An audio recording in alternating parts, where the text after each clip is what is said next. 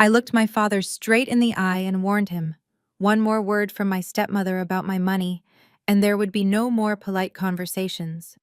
I would deal with her myself, clearly explaining her boundaries and why my money is not hers. Do you understand? He looked terrified, but he had no idea I had already set the wheels in motion to reclaim everything they had taken from me. My name is Dominique, and at 32 years old, I have built a career as a senior forensic auditor. I track down hidden assets and expose financial fraud for a living. Yet somehow, I missed the biggest scam happening right under my nose. It started on a Tuesday afternoon during the most critical meeting of my quarter. I was presenting a preliminary fraud report to the board of directors of a major tech firm via Zoom. My camera was on. My microphone was live. I was explaining a discrepancy of $2 million when my phone buzzed against the mahogany desk. I usually ignore notifications, but this was a persistent vibration. 3 times in a row. I glanced down discreetly and felt the blood drain from my face. The notifications were from my Chase Sapphire Reserve app, the card I had given my father strictly for his heart medication and emergency copays. The screen read transaction authorized $4,500 at Serenity Luxury Spa, followed immediately by $2,100 at the Handbag Loft. My father is 60 years old. He does not get gold leaf facials, and he certainly does not buy designer clutches. I muted my microphone and apologized to the board, claiming a sudden connection issue. My hands were trembling not from fear, but from a cold, rising rage. I dialed my father immediately. The phone rang twice before it was picked up, but it was not his weary voice that answered. It was her, Wanda, my stepmother. Her voice was too loud and dripping with that fake, sugary tone she uses when she wants something. "Oh, hello, Dominique. Why are you calling in the middle of the day? Is it urgent?" I gripped the phone so hard my knuckles turned white. "Put my father on the phone, Wanda. I need to know why his emergency card just bought $5,000 of spa treatments." Wanda let out a dismissive laugh that grated on my nerves. "Oh, relax, sweetie. Your father is busy trying on a new linen suit. He looks so handsome. I just borrowed the card for a little while. Mother's Day is coming up and we need to look our best for the party. Consider it an early gift. You make so much money anyway. What is a few thousand to you? Do not be stingy. It is ugly." She did not even wait for my response. She hung up. I stared at the phone. The sheer audacity. She thought my hard-earned money was her personal piggy bank. She thought I would let this slide to keep the peace like I always did. Not today. Before I continue this story, let me know where you are watching from in the comments below. Hit like and subscribe if you have ever had to stand up to family who underestimated your worth. I opened my banking app again. I saw a pending transaction for champagne. I tapped the card management tab. My finger hovered over the red button that said, "Report lost or stolen." I did not hesitate. I pressed it. "Let us see how you pay for that champagne now, Wanda." I could practically visualize the scene unfolding at the Handbag Loft across town. Wanda was undoubtedly standing at the glass counter holding up a line of impatient customers while clutching a limited edition leather bag that cost more than my first car.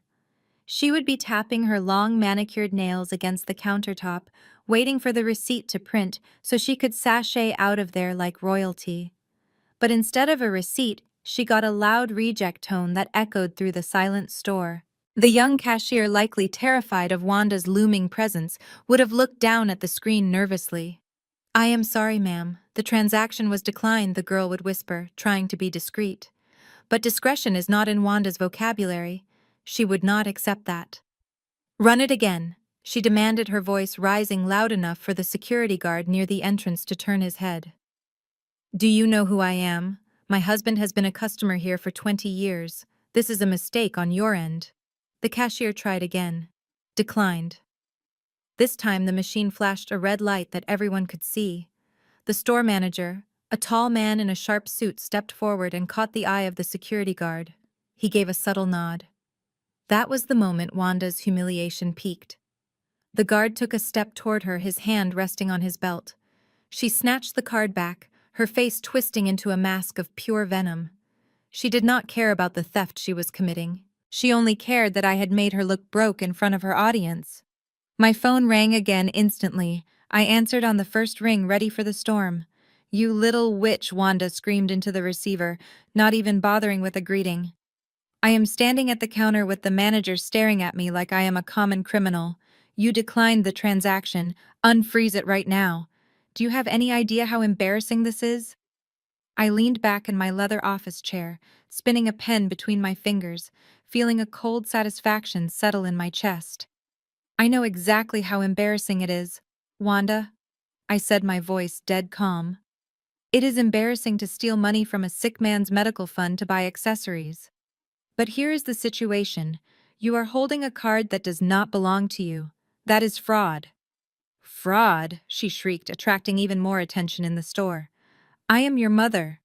"Well, stepmother, but I raised you." "You watched me raise myself," I corrected her, cutting through her manipulation. "Listen carefully, because I'm only going to say this once. You have exactly 20 minutes to drive to my father's house and put that card back in his wallet. If you do not, I am not calling the bank to unlock it. I am calling the police to report identity theft. And since the amount you just tried to spend is well over the limit for grand larceny, you will be leaving that store in handcuffs, not with a handbag." There was a silence on the other end, heavy with shock. She had not expected me to bite back. She thought I was still the quiet girl she could bully into submission. "You would not dare," she hissed, her voice dropping to a dangerous whisper. "Your father would never forgive you if you sent his wife to jail." "Try me," I said. "The clock is ticking, Wanda." She let out a sound of frustration that was half growl, half scream, and slammed the phone down so hard I thought it might crack. But she did not apologize. She did not reflect. In her twisted mind, she was the victim, and I had just declared war. She was going to make me pay for this, and I was ready for it. The drive to my father's house usually takes 30 minutes. I made it in 15. My Mercedes tore into the driveway, and I did not even bother to park straight. I slammed the car door shut and marched up the walkway. The front door was unlocked, which was typical for Wanda, who never worried about security because she had never paid a mortgage bill in her life. I pushed the door open, and the smell of pepperoni and cheap garlic sauce hit me instantly. I walked straight into the kitchen and froze. There she was, Becky, my stepbrother Trey's wife. She was standing in the center of my late mother's kitchen wearing a silk robe that I instantly recognized as one my father had bought for himself. But that was not what made my blood boil. It was what she was holding. In her left hand was a slice of greasy pizza. In her right hand she was gripping the neck of a dusty, dark bottle. I recognized the label immediately, a 1998 Cabernet Sauvignon. My father had bought that bottle 10 years ago to celebrate his retirement. He had been saving it for a special occasion, and now Becky was pouring it into a plastic red Solo cup like it was fruit punch. I dropped my keys on the counter with a loud clatter, making her jump. "Put the bottle down, Becky." She looked up, blinking her wide, innocent eyes as if she could not understand why I was upset. "Oh, hey, Dom. Good timing. We ordered Domino's. Want a slice?" She did not put the bottle down. Instead, she tilted it again, filling the plastic cup to the brim. "That bottle is $500, Becky?" I said, my voice low and dangerous. "It is not for washing down pepperoni pizza. It is a collector's item." Becky let out a high-pitched laugh and took a sip, smacking her lips loudly. "God, you are so uptight. Listen to yourself. $500 for grape juice." She set the bottle down on the counter, but kept her hand on it possessively. "You know, Dom, for someone so successful, you really have lost touch with your roots. Trey was just explaining to me how in our culture, well, your culture, family resources are communal. It is about the village, right? The African philosophy of Ubuntu. I am who I am because of who we all are. You have so much money, but you are so stingy with your own mother. It is actually kind of sad." I stared at her. A white woman from the suburbs of Connecticut standing in my black father's kitchen lecturing me about Ubuntu while stealing his property. The irony was so thick I could choke on it. "You are right, Becky," I said, stepping closer. My space was invaded. My father was disrespected. And now my culture was being weaponized against me by someone who treated it like a costume. "I do believe in sharing. Let me share something with you." I reached out and snatched the bottle from under her hand. She gasped. "Hey, I was drinking that." I did not look at her. I walked calmly over to the kitchen sink. I looked at the dark ruby liquid swirling inside the glass. My father would never get to taste this now. The seal was broken. The memory was tainted. If he could not have it, neither would they. I turned the bottle upside down. Becky screamed. "Are you crazy? That is expensive wine." I watched the dark red liquid gurgle down the drain, mixing with the dirty dishwater. It took a full 20 seconds for the bottle to empty. Becky stood there, mouth open, looking at me like I had just murdered a puppy. I set the empty bottle down on the counter with a definitive thud. "The village did not pay for that bottle, Becky. My father did. And since you and Trey seem to think everything in this house is free for the taking, consider this my contribution. I just saved you from a hangover. You are welcome." The silence in the kitchen was broken by the shuffling of slippers against the hardwood floor. I turned to see my father standing in the doorway. He looked 10 years older than the last time I saw him. His shoulders were slumped forward, and the spark that used to define his personality was completely extinguished. He was wearing a faded cardigan that had seen better days, and he avoided looking at the sink where the last drops of his prize vintage were disappearing down the drain. Becky immediately launched into her performance, pointing a manicured finger at me. "She is crazy, Otis. She just poured your 1998 Cabernet down the drain because she did not want us to have it. She is out of control." I waited for him to roar. I waited for the father who raised me to ask why his unemployed daughter-in-law was drinking a collector's item in the middle of the afternoon. Instead, he just rubbed his temples with a trembling hand and let out a long, weary sigh. "Dominique, please," he said, his voice barely above a whisper. "Stop antagonizing them. I am so tired. Just let it go." I stared at him in disbelief. "Let it go, Dad. She is drinking your retirement gift, and your wife just tried to steal $5,000 from your emergency medical fund. Do you even care that they are bleeding you dry?" He finally looked up, but he focused on a spot just past my left ear, unable to meet my gaze. "It is just money, Dominique," he mumbled. "Wanda is really stressed right now. You know how she gets when she feels judged. She wants this Mother's Day party to be perfect. She feels the house is not ready to host the society club. She wants to do a quick renovation on the kitchen. New granite countertops, new cabinetry. It will cost about $25,000.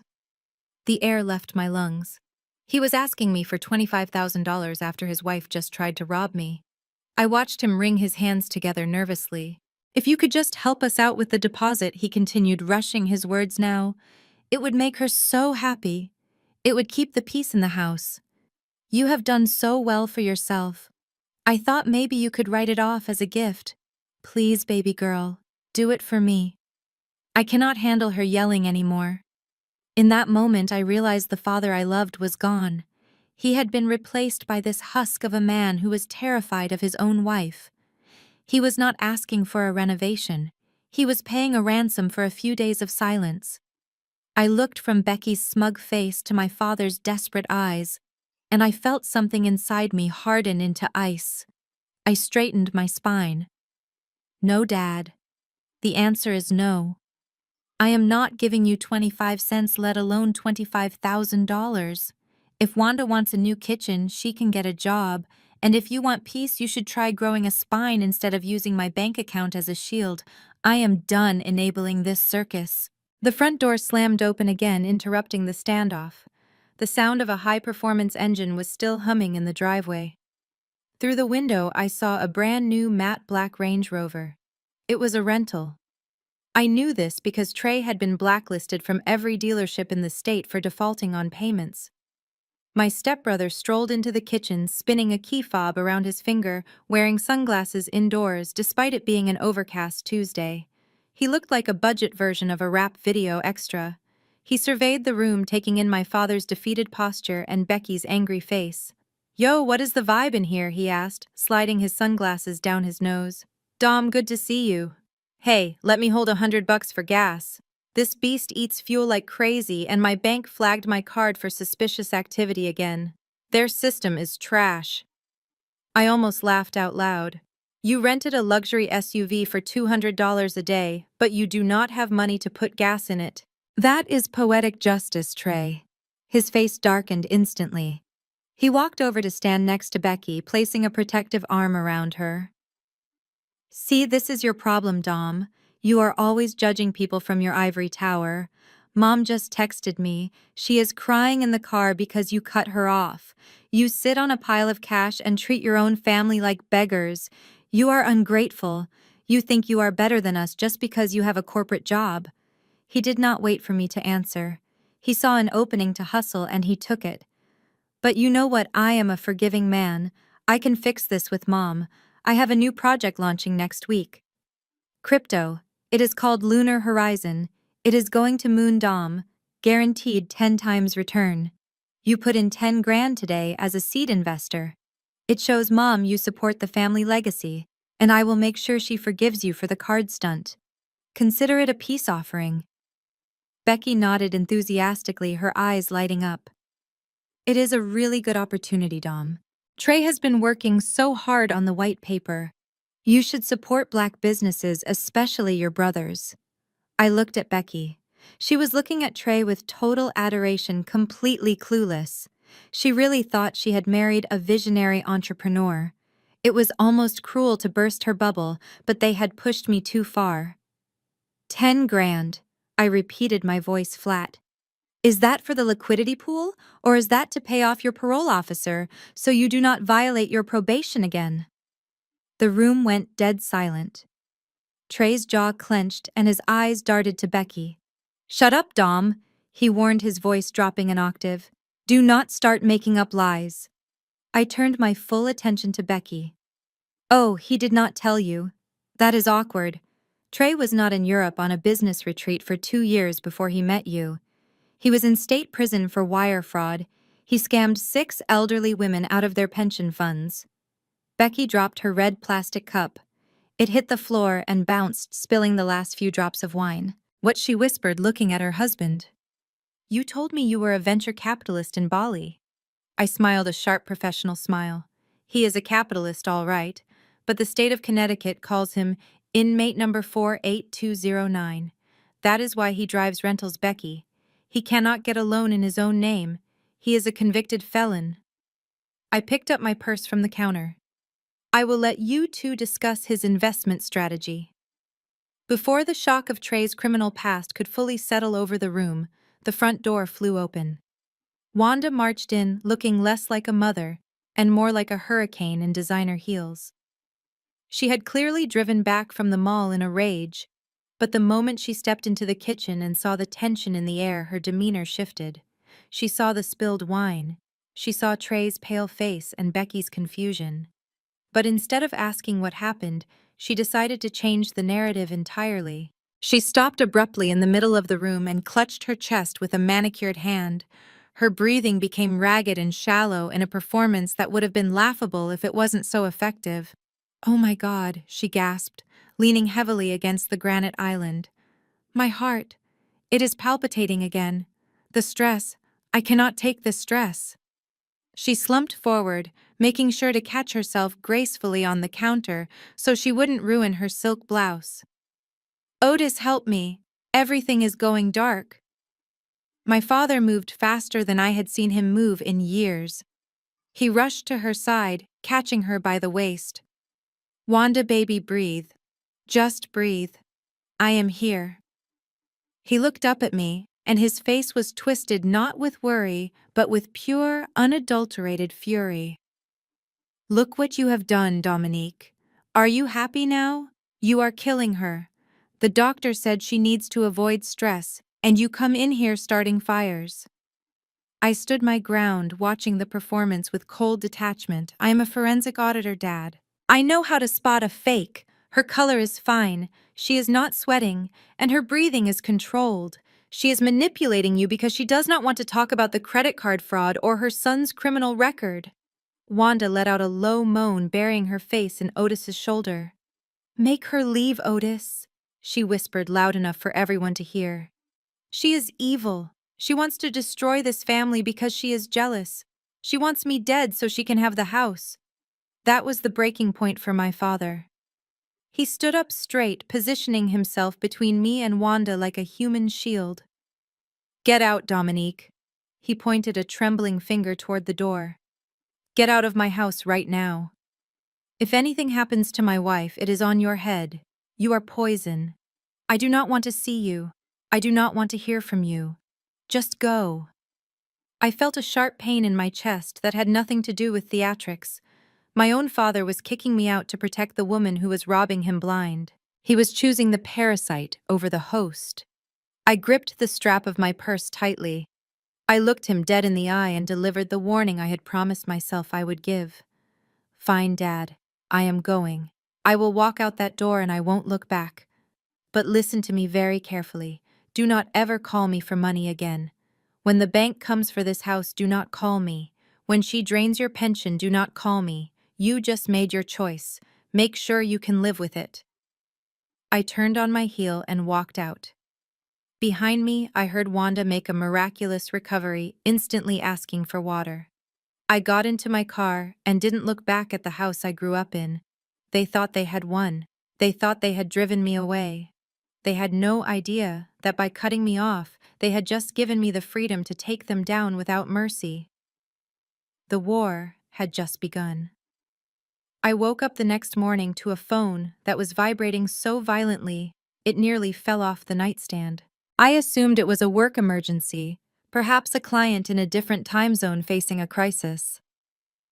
I picked it up, squinting against the harsh blue light, and saw 47 unread text messages and over 100 notifications from Facebook and Instagram. That was when I knew. The smear campaign had begun. I opened Facebook first.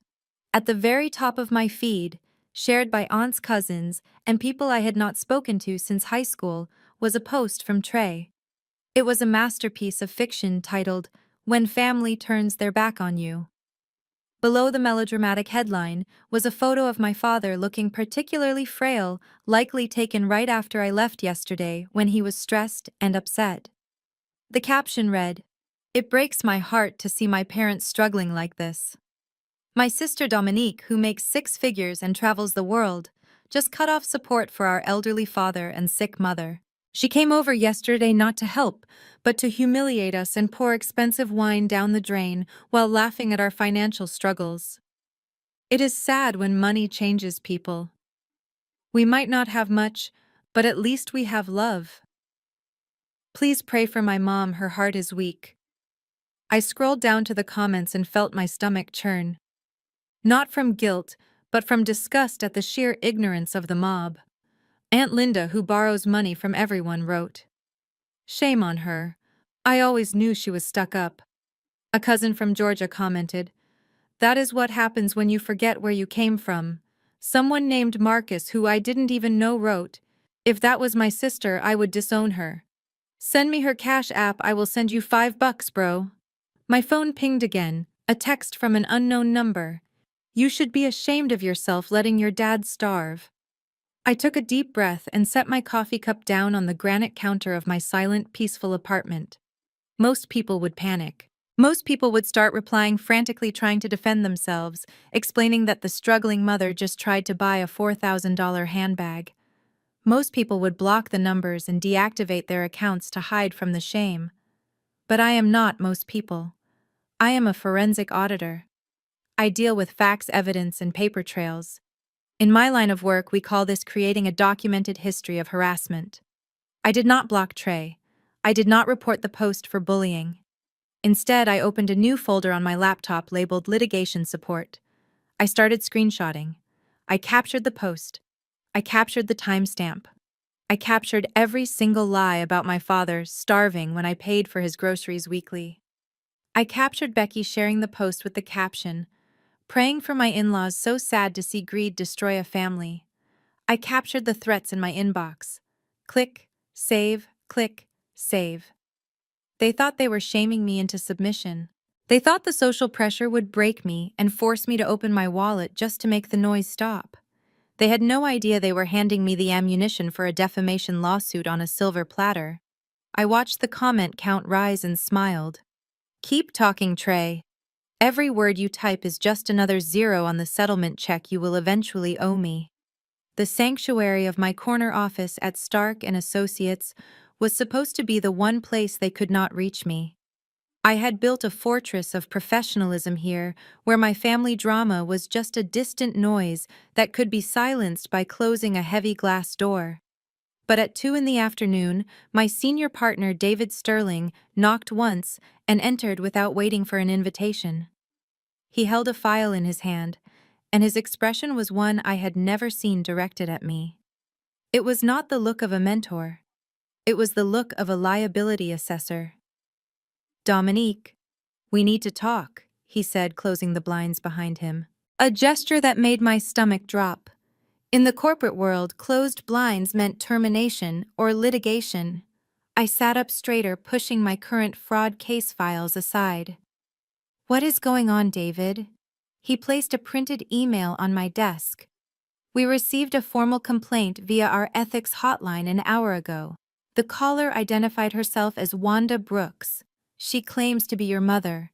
She alleges that you are using your financial expertise to manipulate your father's accounts and that you have embezzled his retirement funds, leaving him destitute." She used the words financial elder abuse. The air left the room. Financial elder abuse. In my line of work, that accusation is a death sentence. I could lose my CPA license. I could be barred from practicing forensic auditing. Wanda had not just posted a mean status on Facebook. She had just tried to nuke my entire career. I felt a cold sweat break out on the back of my neck, not from guilt, but from the sheer violation of it. "That is a lie, David," I said, my voice steady despite the rage trembling in my hands. "Wanda is my stepmother. She is angry because I cut off her access to my credit card yesterday after she tried to spend $5,000 at a spa." David sighed, sitting on the edge of my desk. "I believe you, Dominique. You are my best auditor. But you know the policy. An accusation like this, especially involving a vulnerable senior, requires an internal review. If this goes public or if she files a police report, we have to suspend you pending an investigation." I did not waste time arguing. I pulled out my phone and opened my banking app. I connected it to the office media screen on the wall.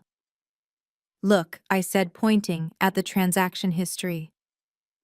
"Every Friday for 5 years, a transfer of $400 to Otis Brooks for groceries. Every month, the mortgage payment for his house paid directly from my account. The property tax bill paid by me. And here, look at this. The declined transaction from yesterday at Serenity Spa. Does that look like I am robbing him, or does that look like I am stopping a robbery?"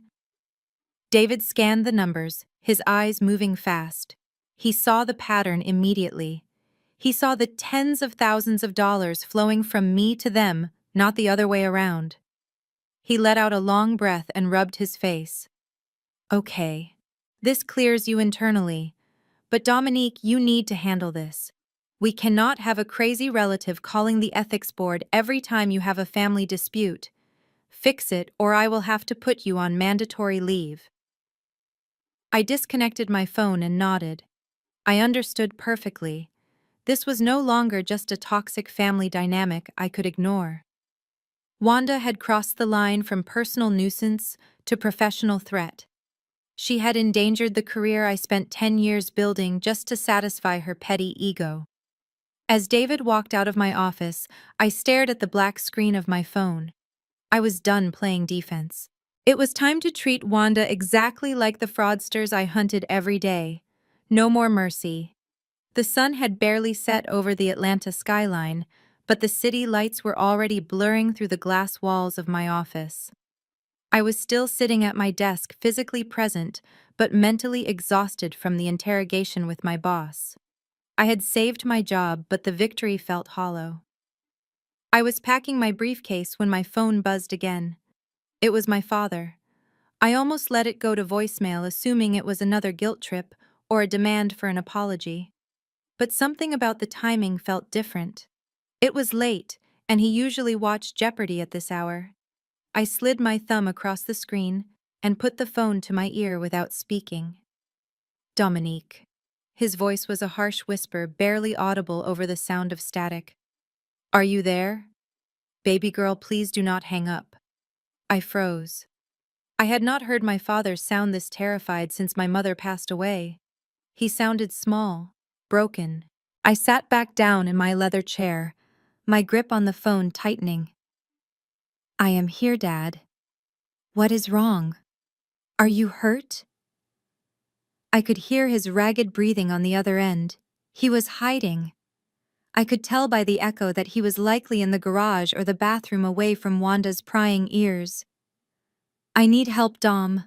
Real help. Not for the kitchen. Not for a party. I am in trouble. Serious trouble. He paused, and I heard a sob choke his throat. Wanda. She borrowed money. Not from a bank. Her credit is shot. She went to some people downtown. Private lenders. She used my name, Dom. She forged my signature on the promissory note. My stomach dropped. I knew exactly what kind of people he was talking about. Predatory lenders who operated in the gray areas of the law, charging interest rates that would make a mafia don blush. How much, Dad? I asked, my voice dropping to a professional whisper. How much do they want? $5,000, he wept, just for the interest payment.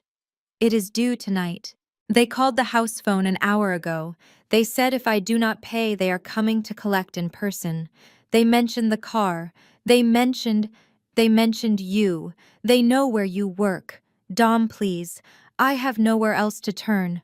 I cannot go to the police, or they will arrest Wanda for fraud. I just need 5,000. I will pay you back, I swear. Just help me this one last time. My finger hovered over my banking app. $5,000. I could transfer it in seconds. I could stop his crying. I could make the immediate threat go away. It would be so easy to be the hero, to save my daddy from the monsters.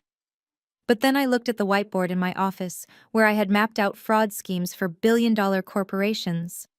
I knew the pattern. This was the bleed. If I paid the 5,000 today, next month it would be 10, then 20. Paying a blackmailer or a shark never ends the debt. It only confirms that you are a reliable source of funds. I closed my eyes and forced my heart to harden. I love you, Dad, I said softly. But the answer is no. There was a silence on the other end so profound it felt like a physical blow. Dom, please, he begged, his voice cracking. They are going to hurt me. No, they won't, I said, trying to sound more confident than I felt. Lock the doors, turn off the phone, do not open the door for anyone. But I am not sending the money. If I send it, Wanda learns nothing. She learns that I am her safety net. I am done being the safety net. I hung up before he could beg again. My hand was shaking so badly I almost dropped the phone. I felt like a monster. I felt like I had just abandoned him to wolves. But I knew I had to find the alpha wolf. I did not open my banking app.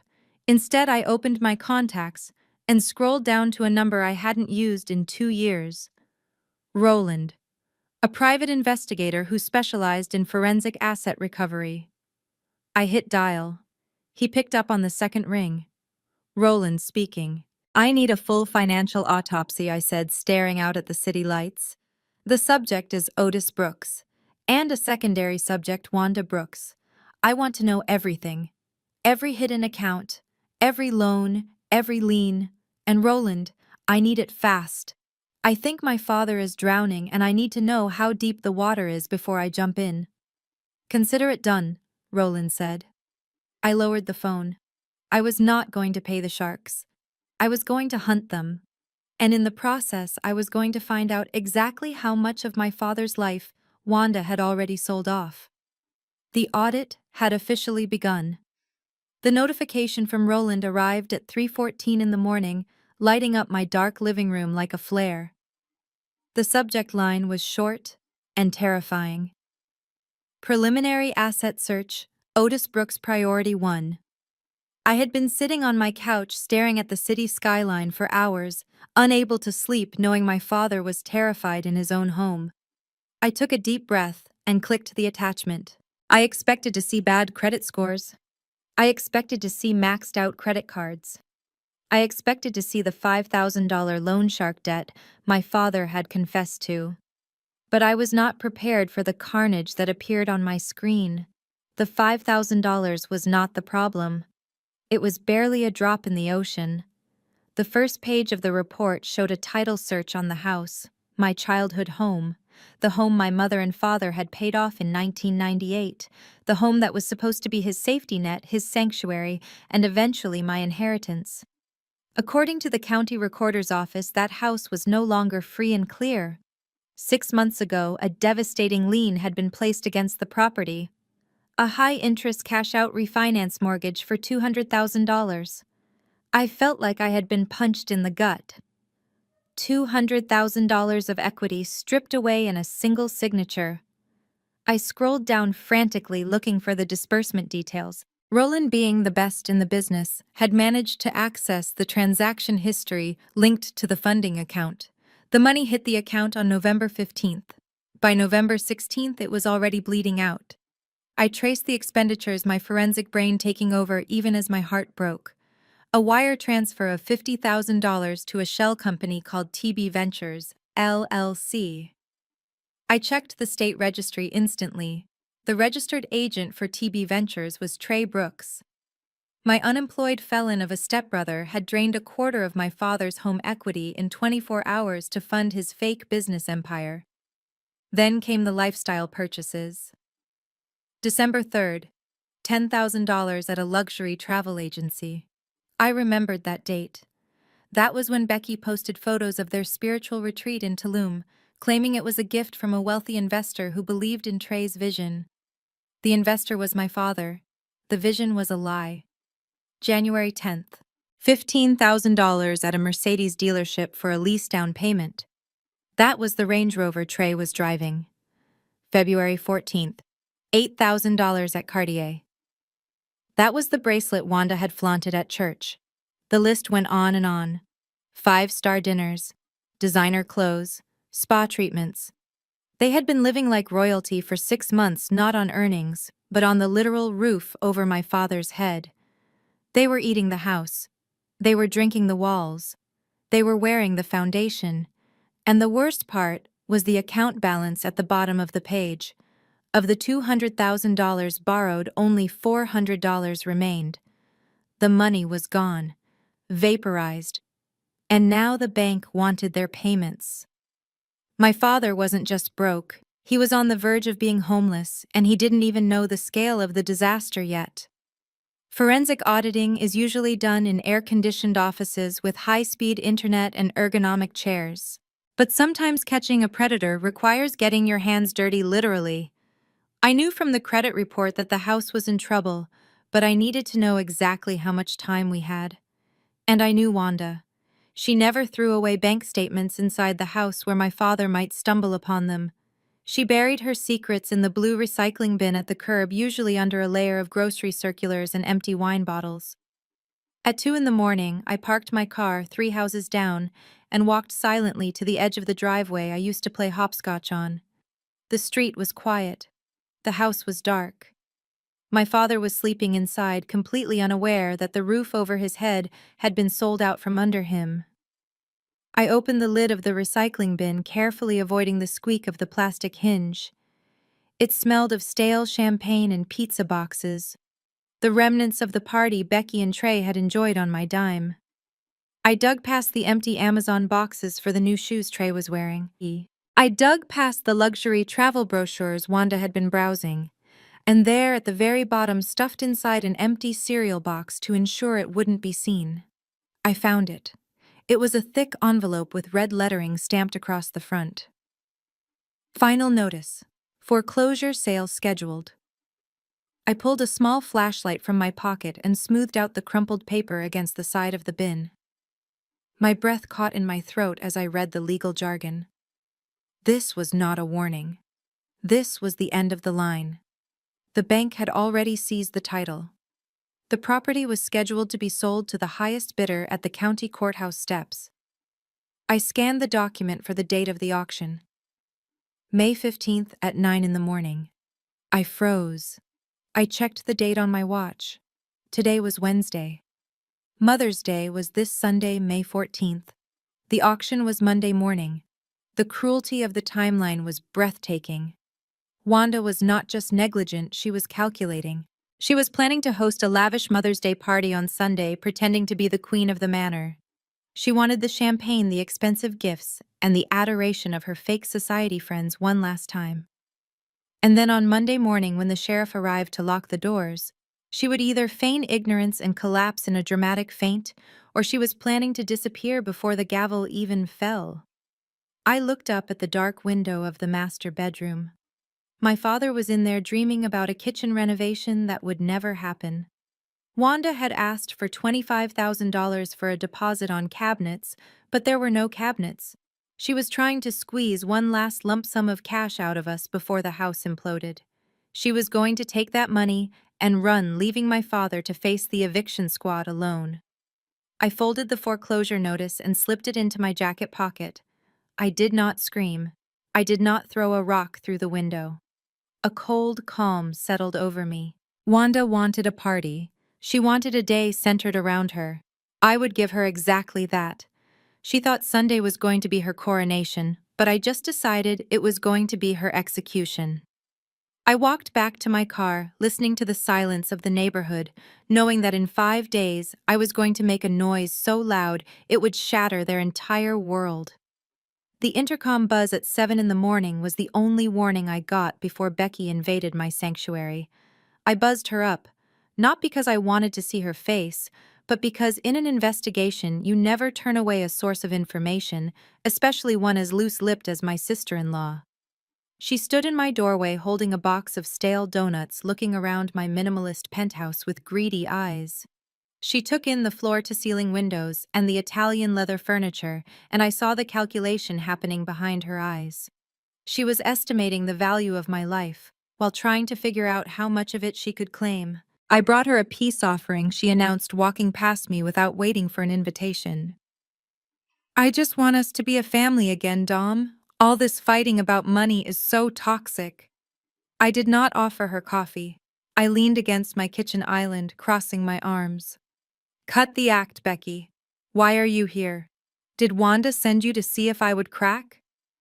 Becky set the donuts down and sighed dramatically. No one sent me. I'm just worried. Mom is really fragile right now. She is so stressed about the house and the party. She feels like you abandoned her. She just needs this Mother's Day to be perfect before she leaves. I froze. My forensic senses started tingling. Before she leaves? Leaves for where? I kept my face neutral, forcing a casual tone. Oh, is she going somewhere? Becky nodded, grabbing a donut she had brought for me. Yeah, she booked a month-long wellness retreat in Europe. France, I think. Or maybe Italy. She leaves Monday morning right after the party. She says she needs to clear her head away from all the negativity here. She wants to start fresh. The pieces of the puzzle slammed together in my mind with terrifying clarity. The $200,000 loan. The foreclosure notice set for Monday. The renovation money she was trying to squeeze out of my father. Wanda was not going on a vacation. She was fleeing the jurisdiction. She had drained the equity from the house, spent half of it on luxury goods, and stashed the rest to fund her escape. She was planning to board a flight to Europe on Monday morning, leaving my father behind to face the sheriff, the eviction, and the debt collectors alone. I stared at Becky, who was licking sugar off her fingers, completely oblivious to the fact that she had just confessed to being an accessory to a getaway plan. Does Trey know about this trip? I asked carefully. Becky shrugged. Yeah, he is helping her pack. He says she deserves it after putting up with your dad's financial mess for so long. My blood ran cold. They were all in on it. They were going to leave my father homeless and blame it on his financial mess, while living it up in Paris on his stolen equity. I needed to get her out of my apartment immediately. I had to call my lawyer. I had to stop that plane. Thanks for the donuts, Becky, I said, walking to the door and holding it open. You are right. We should make this Mother's Day unforgettable. Tell Wanda not to worry. I will be there on Sunday, and I will have a surprise that will make her trip very interesting. Becky smiled, thinking she had won. She had no idea she had just handed me the final nail for her mother-in-law's coffin. As the door clicked shut, I pulled out my phone. Wanda thought she was going to Europe. The only place she was going was down. The intel from Becky was accurate. Thursday night was the setup. I parked my car a block away and approached the house on foot, avoiding the motion sensor lights by sticking to the shadows of the neighbors' hedges. I let myself in through the side door using the spare key I had deliberately neglected to return. The house was quiet, but the tension was thick enough to choke on. I heard low murmurs coming from the dining room. I crept down the hallway and peered around the corner. The scene before me was staged with terrifying precision. My father sat at the head of the table looking smaller and more frail than I had ever seen him. He was flanked on one side by Trey, who was tapping a pen against the table rhythmically, and on the other by Wanda, who was rubbing my father's back with one hand while guiding a document toward him with the other. "Just sign right here, honey," she cooed, her voice dripping with fake concern. "It is just a formality. The insurance company needs it so I can pick up your heart medication without bothering you. You know how complicated they make things these days?" I recognized the document immediately. It was not a medical release form. It was a durable power of attorney. If he signed that, Wanda would have legal authority to sell the house, access his pension, and drain his remaining accounts without his permission. She was not just trying to steal the equity, she was trying to legally become him. I stepped into the light. "Do not sign that, Dad." The room exploded into chaos. Wanda shrieked, clutching her chest. Trey jumped up, knocking his chair over. "How did you get in here?" he shouted, moving to block my path. I ignored him and locked eyes with my father. "Dad, that is not for the pharmacy. That is a power of attorney. If you sign that line, she can liquidate everything you own. She is trying to take control before the foreclosure happens on Monday." Wanda turned on the waterworks instantly. "See Otis. See how she treats me. She thinks I am a criminal. I am just trying to take care of you." "You are getting confused lately, honey. You forget things. I just want to help you manage the bills. She wants you to die alone so she can inherit everything." My father looked from me to Wanda. His eyes were cloudy with confusion and exhaustion. He was a drowning man, and Wanda had convinced him she was the life raft when she was actually the anchor. He looked at me with a sudden flash of anger. "Stop it, Dominique," he snapped, his voice shaking. "Just stop it. Wanda is my wife. She takes care of me. You are never here. You just come around to judge us." "Dad, she is lying to you," I pleaded, stepping closer. "Get out," he yelled, slamming his hand on the table. "I said get out. I trust her. Give me the pen, Wanda." I watched in horror as my father took the pen.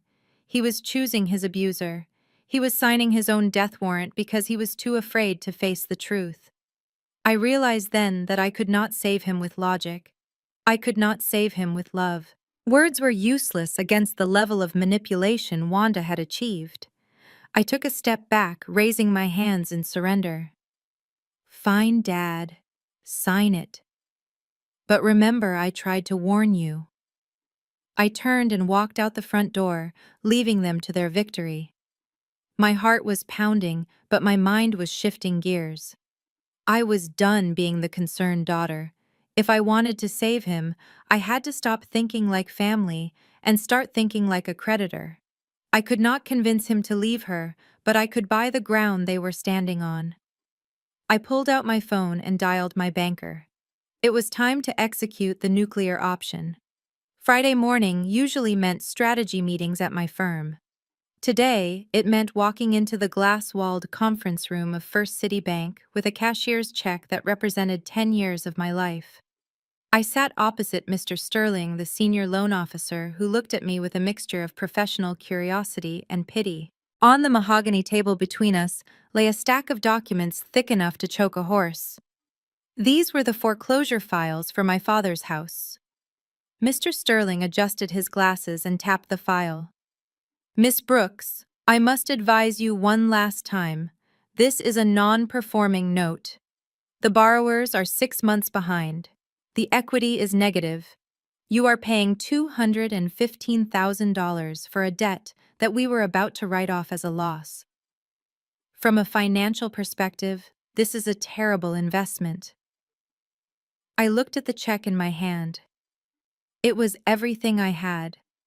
I had spent the previous night liquidating my stock portfolio. I sold my positions in tech. I cashed out my mutual funds. I drained my emergency savings. Every late night at the office, every skipped vacation, every bonus I had ever earned was condensed into this single piece of paper. It was painful. It felt like I was setting my own future on fire to put out the flames consuming my father.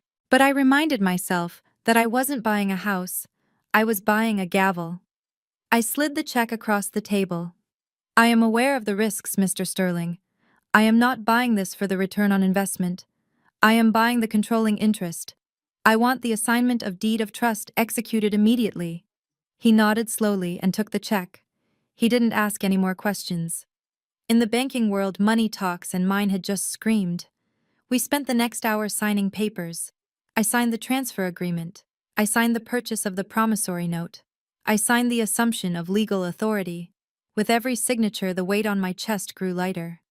Finally, Mr. Sterling stamped the last document and handed me a heavy folder. Congratulations, Miss Brooks. First City Bank officially transfers all rights and interests in the property at 42 Oak Street to you. You are now the primary lien holder. You have the right to collect payments. You have the right to negotiate terms. And you have the right to foreclose and evict if the terms are not met. I took the folder. It felt heavy in my hands, cold and administrative. To the bank, this was just numbers on a spreadsheet. To me, it was the ultimate trump card. As of this moment, the bank was out of the picture. The foreclosure auction scheduled for Monday morning was canceled, not because the debt was forgiven, but because the debt now belonged to me. I walked out of the bank into the blinding noon sun. I took a deep breath of the city air. Wanda was probably at home right now, yelling at a caterer or packing her bags for France, thinking she had successfully run out the clock. She thought she was dealing with a faceless, bureaucratic institution that moved at a glacial pace. She had no idea that the institution had a new face. Mine. I was no longer the stepdaughter she could banish from the dinner table. I was her creditor. I was her landlord. And come Sunday, I would be her eviction officer. I got into my car and placed the folder on the passenger seat. The trap was set. Now all I had to do was wait for the party to start. I sat in my car outside the bank for 10 minutes just breathing. On the passenger seat lay the folder that made me the most powerful person in my father's life.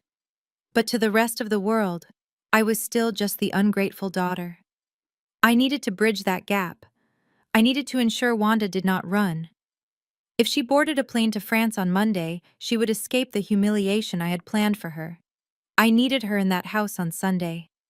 I needed her feeling safe, secure, and victorious. I needed to put on the performance of a lifetime. I picked up my phone and practiced my expression in the rearview mirror. I softened my eyes. I slumped my shoulders.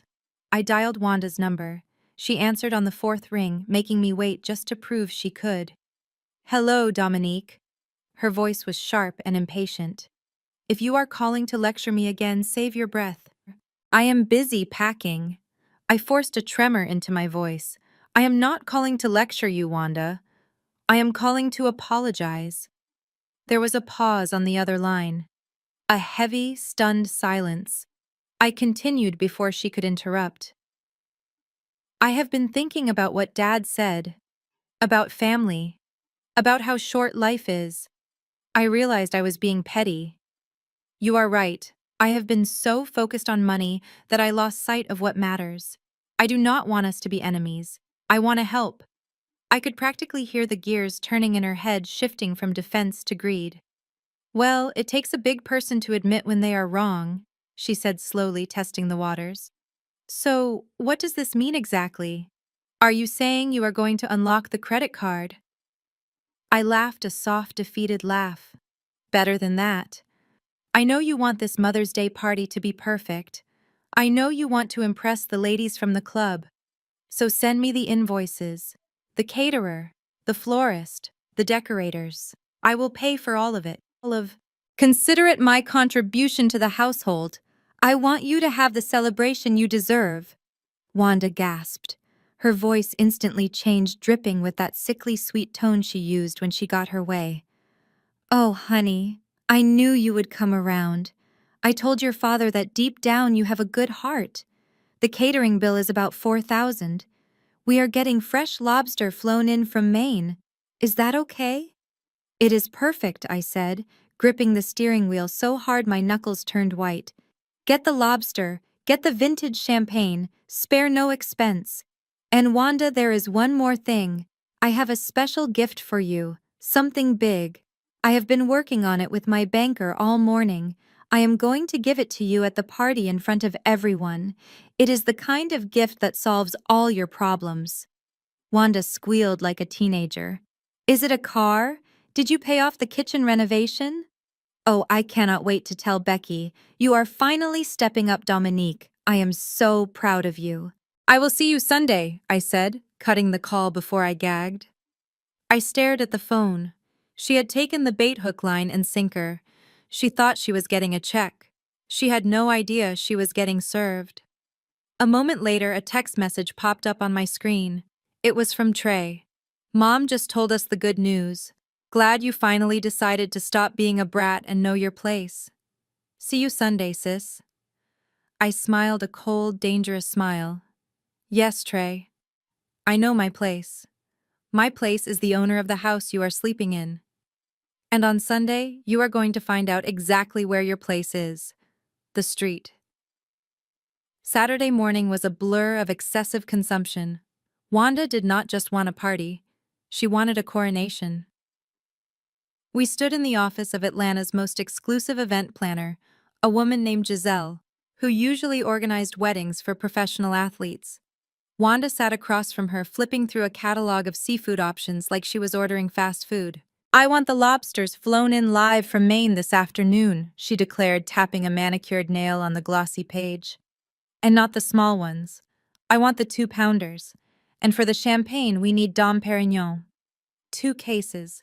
Giselle looked at me hesitantly. That is a significant rush order expense, Ms. Brooks. The logistics alone will cost an extra $2,000. I smiled, pulling my Black American Express card from my wallet. Do it, Giselle. My stepmother deserves the best. Money is no object today. Wanda beamed at me. See? I told you she changed. She finally realized that you cannot take it with you. I handed the card over, watching Giselle swipe it. The machine beeped approved. $6,000 for seafood. $4,000 for alcohol. $3,000 for flowers. I took the receipt and folded it neatly into my purse, placing it right next to the purchase agreement for the house. Wanda thought this was a gift. In my ledger, this was a line item labeled recovery costs.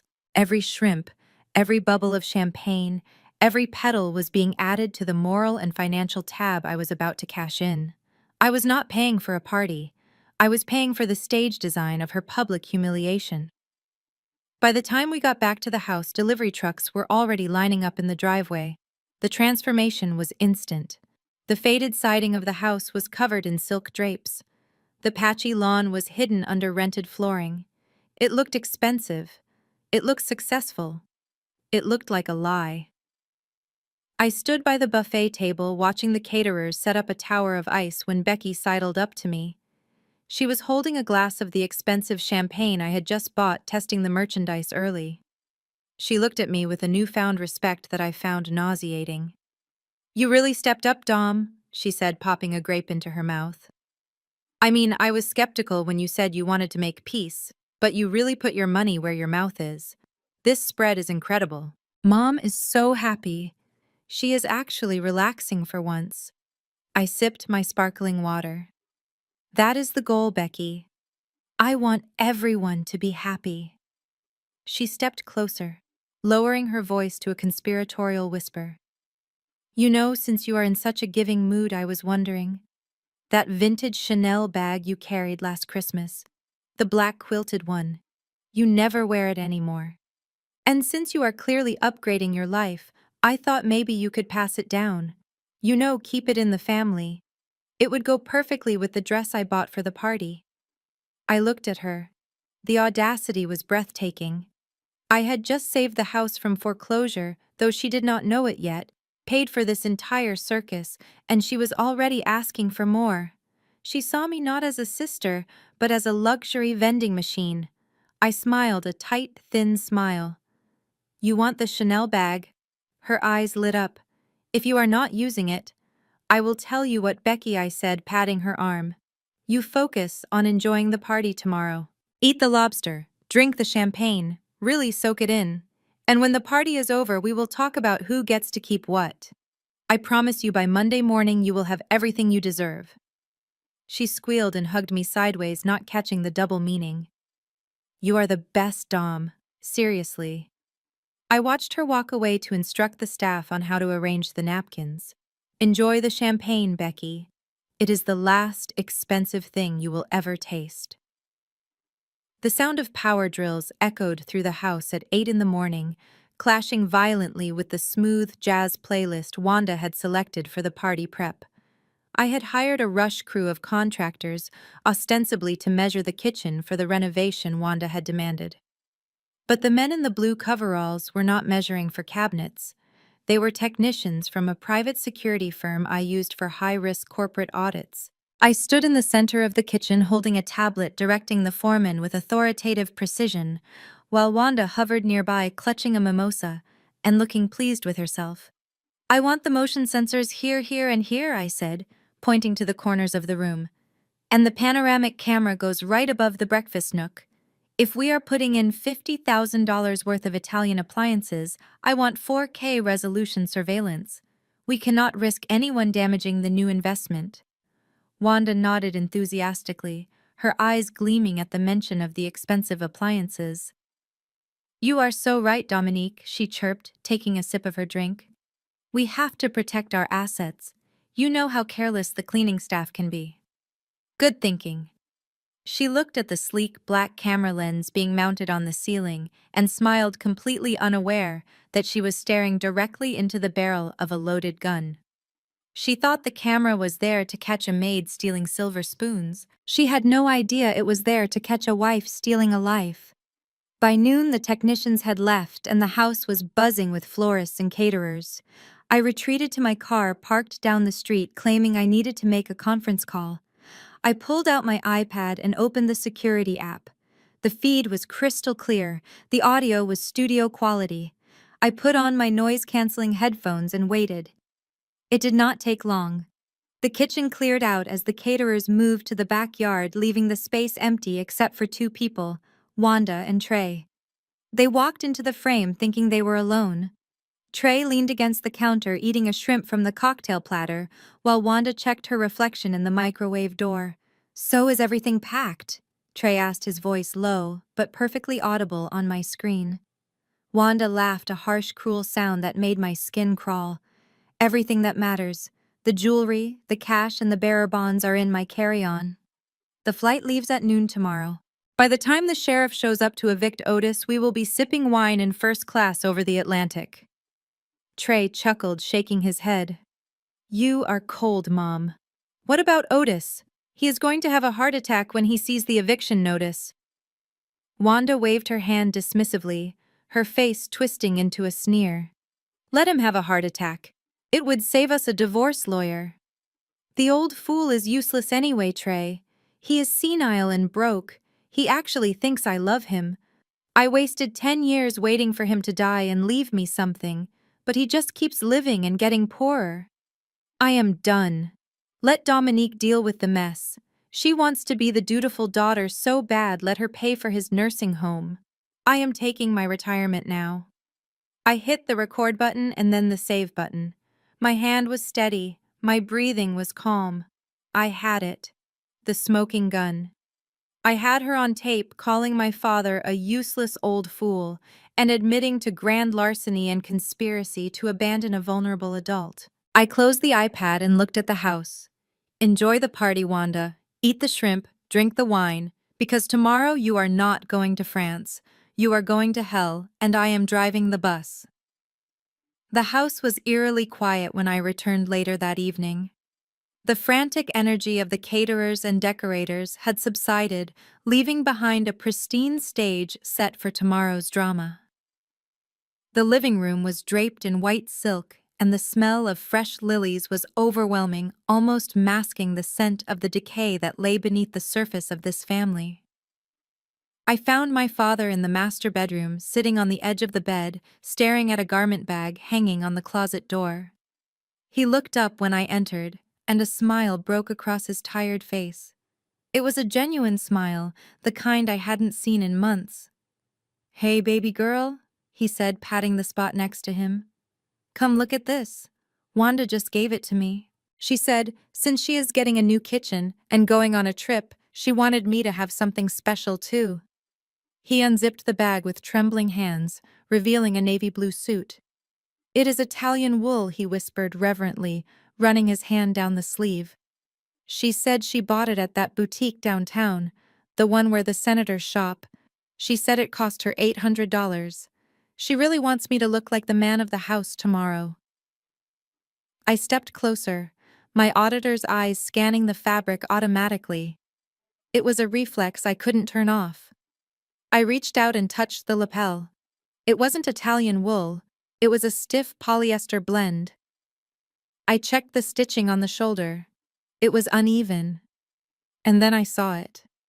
A faint discoloration on the inner lining and the distinct smell of industrial mothballs. This wasn't a boutique purchase. This was a thrift store find, likely purchased for $10 and dry cleaned to look passable. Wanda had pocketed the rest of the imaginary budget just like she did with everything else. "She loves me, Dom," my father said, oblivious to my inspection. "I know you and her have had your differences. I know yesterday was rough. But look at this. She is trying. We are going to be okay. This family is finally healing." I looked at him standing there in his socks, holding up a piece of junk that he thought was a treasure, because the woman he loved told him so. He was so desperate for peace that he had blinded himself to reality. He believed the lie because the truth was too painful to bear. If I told him now about the foreclosure or the recording or the flight to France, it would kill him. He wasn't strong enough to hear it in private where Wanda could talk her way out of it. He needed to see it. He needed the shock to restart his heart. "You look sharp, Dad," I said, forcing the words past the lump in my throat. "You are going to look like $1,000,000 tomorrow." He beamed, hanging the suit back up with care. "I am just so glad you are paying for the party, Dom. It really took the pressure off. I think tomorrow is going to be the best day we have had in years." I kissed his forehead, feeling the papery thinness of his skin. "Get some sleep, Dad," I said softly. "You are going to need your strength." I walked out of the room and down the hallway, past the surveillance camera I had installed that morning. My father was right about one thing. Tomorrow was going to be memorable. But as I walked to my car in the dark driveway, I wiped a single tear from my cheek. I felt like a surgeon preparing for an amputation. I knew that in order to save the patient, I had to cut off the infected limb. And I knew that when the anesthesia wore off, the pain would be excruciating. But looking back at the house, knowing exactly what Wanda was planning, I knew I had no choice. Tomorrow I would break his heart to save his life. Sunday morning arrived with a sky so blue it felt mocking. The transformation of 42 Oak Street was complete and terrifyingly effective. The manicured lawn, which had been patchy and brown just 2 days ago, was now covered in rented teak flooring and white silk tents. A string quartet was already playing softly in the corner near the ice sculpture tower. It looked like a page out of a glossy lifestyle magazine, but I knew it was just a stage set built on quicksand. I stood near the entrance dressed in a simple black dress, holding a bright orange Hermes box with both hands. It was the only prop I needed. Inside that box sat the future of this family, but to everyone else it looked like a generous tribute from a loving daughter. By 11 o'clock, the driveway was filled with luxury sedans. The members of the Silver Lake Social Club had arrived. These were the women Wanda had spent years trying to impress the gatekeepers of local society, who judged worth by the carat size of a diamond and the label on a handbag. Wanda descended the stairs like she was royalty greeting her subjects. She was wearing a cream-colored silk dress that I knew cost more than my father's monthly pension check. She had hired a makeup artist to hide the stress lines around her eyes, and for a moment she actually looked the part of the wealthy matriarch she desperately pretended to be. I watched her work the room, clutching a crystal flute of the Dom Perignon I had paid for. She glided from group to group, dragging Trey along with her. I stepped closer, staying just on the periphery to hear her introductions. She stopped in front of Mrs. Gable, the president of the club, a woman who could make or break reputations with a single whisper. "Oh, Mrs. Gable, you simply must meet my son Trey," Wanda gushed, pushing him forward. Trey puffed out his chest, looking ridiculous in a suit that was too tight. He is a young entrepreneur, a venture capitalist actually. He is currently launching a revolutionary crypto platform that is attracting international investors. He is the brilliance of the family. Mrs. Gable looked at Trey with mild interest while I fought the urge to vomit. Then Wanda's eyes slid to me. Her smile did not falter, but her eyes turned cold. "And this is Dominique, Otis's daughter. She works in accounting or something similarly dry. She is single, of course. So married to her job. We try to tell her to get out more, but you know how stepchildren can be." The insult was precise and practiced. She had reduced my decade-long career as a senior forensic auditor, fighting high-level corporate fraud, to accounting. She had dismissed my independence as a failure to find a husband.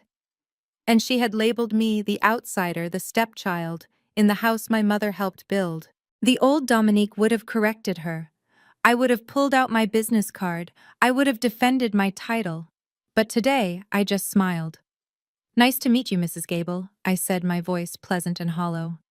"Wanda is right. I do love my work. I deal with very complex numbers." Wanda laughed, a tinkling artificial sound. "See what I mean? Boring. Now come, let me show you the imported lobster. We had it flown in just for you." I watched them walk away, leaving me standing alone by the entrance. Trey shot me a smirk over his shoulder, mouthing the words, "Nice dress." They were drunk on their own deception. They truly believed they had pulled it off. I looked down at the orange box in my hands, tightening my grip on the textured cardboard. It was the most expensive packaging I had ever purchased for a stack of paper. But as I watched Wanda laugh, throwing her head back in a display of unearned joy, I knew it was worth every penny. The higher she climbed, the harder she would fall, and I was holding the gravity in my hands. By 1 in the afternoon, the humidity had risen, and so had the blood alcohol level of my sister-in-law. The expensive champagne I had purchased was doing its job a little too well. Becky had moved from tipsy to verbally incontinent, and she had cornered Mrs. Gable and the other board members of the Silver Lake Social Club near the dessert table. I stood a few feet away, sipping my sparkling water, watching the train wreck unfold with the dispassionate interest of a scientist observing a chemical reaction. Becky was swaying slightly in her heels, holding a half-empty flute of Dom Perignon, gesturing wildly with a lobster claw she had picked up from the buffet. "You know," she announced, her voice cutting through the polite chatter of the garden party, "it is so inspiring to see you all here. Really it is. I keep telling Trey that he is the exception to the rule. Usually people in your community just do not understand the concept of generational wealth. It is a cultural thing, right?" You guys like to look rich, but you do not know how to actually be rich. The silence that descended on the patio was absolute. The string quartet seemed to falter for a beat. Mrs. Gable, a woman who owned 3 patent holding companies and sat on the board of a major university, looked at Becky with an expression of polite horror. Her friends' women who had built dynasties from scratch tightened their grips on their pearl clutches. Becky, however, was oblivious to the temperature drop in the room. She continued, encouraged by her own voice. "That is why I handle the finances in our house," she slurred, pointing the lobster claw at Trey, who was looking down at his shoes.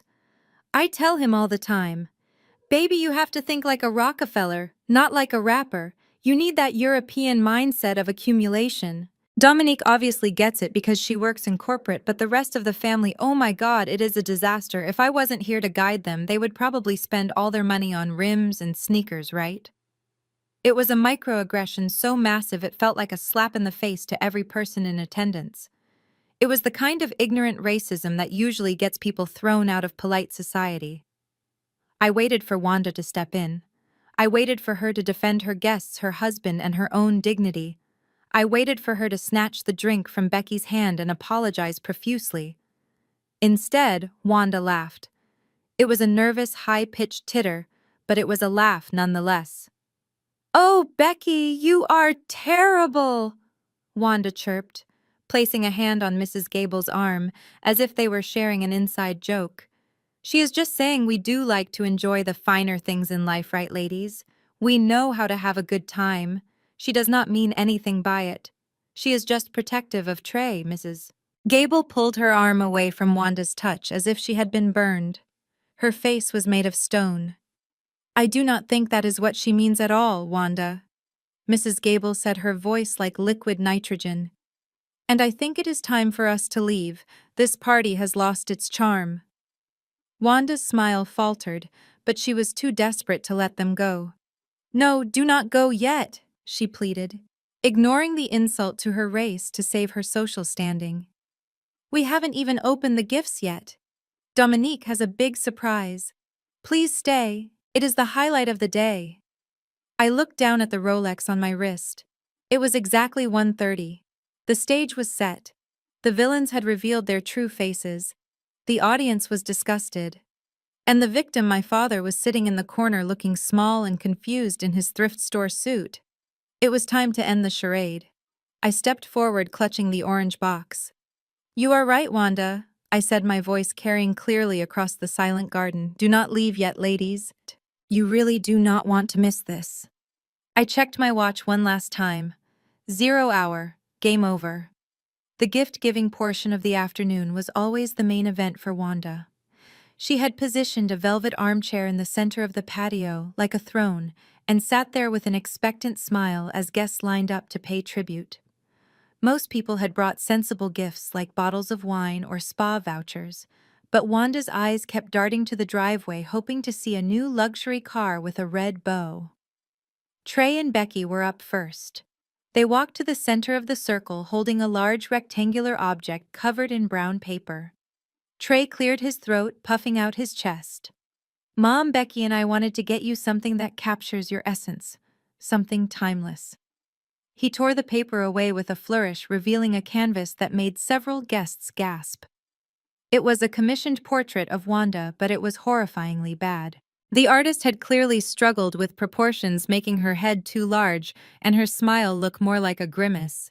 Even worse, in the background, painted in smaller figures, were Trey and Becky looking angelic, while my father and I were completely absent. "Oh," Wanda exclaimed, her voice pitching up to mask her disappointment. "It is beautiful, so artistic. Thank you, my babies." She hugged them, but I saw her eyes scanning the crowd over Trey's shoulder. She was looking for me. She was looking for the real payout. She didn't care about the ugly painting. She wanted the money she believed I had promised. The master of ceremonies, a local DJ Wanda had hired specifically to announce her name, repeatedly tapped the microphone. "And now, we have a special presentation from the eldest daughter. Dominique Brooks, please come forward." I stepped out from the shadows of the silk tent. The chatter died down. I could feel the eyes of the Silver Lake Social Club members boring into me. They were expecting a grand gesture, something that would redeem my earlier coldness. Wanda sat up straighter, adjusting her silk dress, her greedy eyes locking onto the orange box in my hands. She licked her lips unconsciously. She thought she had won. She thought she had manipulated me into funding her escape. I walked slowly, deliberately, letting the heels of my shoes click against the rented flooring. I stopped directly in front of her. The silence was absolute. I looked down at her, and for a brief second, I felt a flicker of pity. Not for her, but for the emptiness of a life that required this much deception to feel valuable. But then I remembered the foreclosure notice. I remembered my father crying in the dark. I remembered the credit card fraud. The pity evaporated, leaving only cold resolve. Happy Mother's Day. Wanda. I said, my voice amplified by the silence. You told me you wanted something that would solve all your problems, something that would give you true freedom. I think this will do exactly that. I handed her the box. She took it, her hands trembling with anticipation. She tore at the orange ribbon, her nails scratching against the cardboard. She was so eager, so hungry for the wealth she thought was inside. She lifted the lid, and the smile on her face was blinding. Until she looked inside. The microphone felt cold and heavy in my hand like a weapon. I tapped it once, and the sharp feedback sound cut through the humid afternoon air, silencing the last murmurs of the crowd. I looked out at the sea of pastel dresses and linen suits, at the women of the Silver Lake Social Club, who were watching me with a mixture of curiosity and judgment. Then I looked at Wanda.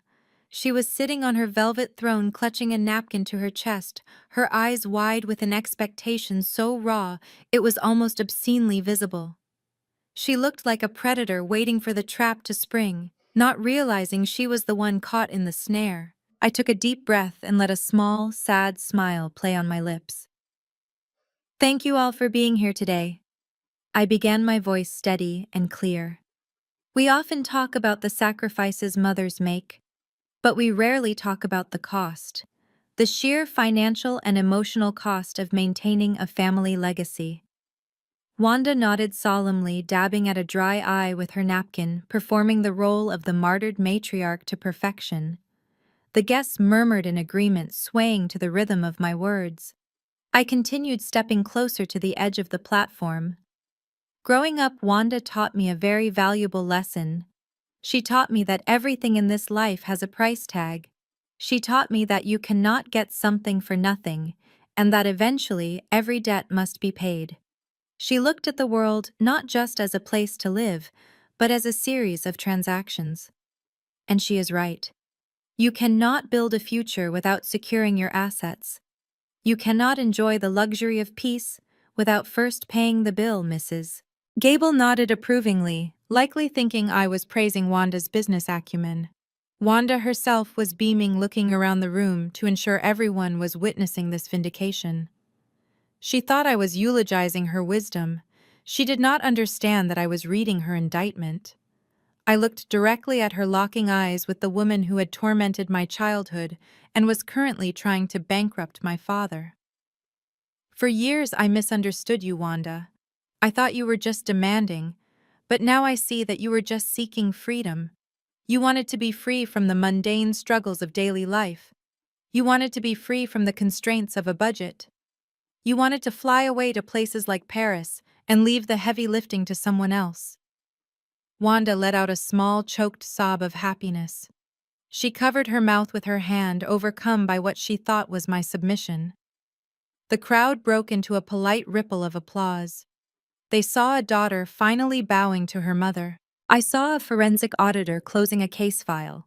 I walked down the small steps of the stage, the orange Hermès box resting in my palms. The crowd parted for me, creating a path straight to her chair. I could see the greed vibrating off her skin. She reached out her hands before I even arrived, unable to contain herself. I stood over her, and the applause died down, replaced by a thick, anticipatory silence. I held the box out. Inside this box is the answer to everything you have been planning. I said, my voice dropping to an intimate whisper that only she and the front row could hear. You wanted a new life, Wanda. You wanted to leave everything behind. I am giving you exactly that. I placed the box in her manicured hands. She gripped it tight, her knuckles turning white. Open it, Mom, I said, my voice hardening just a fraction. This is the freedom I give you. Open it and see what you have truly earned. The lid of the orange box lifted with a soft sigh of vacuum-sealed cardboard. Wanda reached inside, her movements jerky with greed. She was expecting the heavy velvet weight of a jewelry box, or perhaps the cold metal of a car key. The smile on her face was so wide it looked painful, stretching the limits of her Botox injections. She was already composing her acceptance speech in her head, ready to tell the ladies of the Silver Lake Social Club how she had raised such a generous daughter. But her hand did not find velvet. It found paper. Her brow furrowed in confusion for a fraction of a second. She likely thought it was a deed to a vacation home, or perhaps a stack of bearer bonds. She pulled the thick bundle of documents out, holding them up to the sunlight. The crisp white legal paper contrasted sharply with her manicured red nails. The crowd leaned in, breath held, waiting to see the magnitude of the gift. Mrs. Gable in the front row adjusted her glasses, trying to get a better look. Wanda's eyes focused on the top page. I watched the process of comprehension happen in slow motion. I saw her eyes scan the header. I saw her pupils dilate. The document was not subtle. My lawyer had ensured that the header was printed in standard bold font, but the stamp across the center was aggressive and undeniable. It read, "Notice of Eviction" in heavy red ink. Below that, in smaller but equally clear type, were the words, "Property ownership transfer and foreclosure cancellation." The color drained from Wanda's face so fast it looked like a physical magic trick. One moment she was flushed with champagne and triumph. The next, she was a pale gray ghost. The triumphant smile that had been plastered on her face for the last 3 hours did not just fade, it shattered. It fell from her face, leaving behind a slack-jawed expression of pure horror. Her hands began to shake violently, causing the papers to rustle loudly in the silent garden. "Is it tickets to Paris, Mrs.?" Gable asked from the front row, her voice cutting through the thick tension.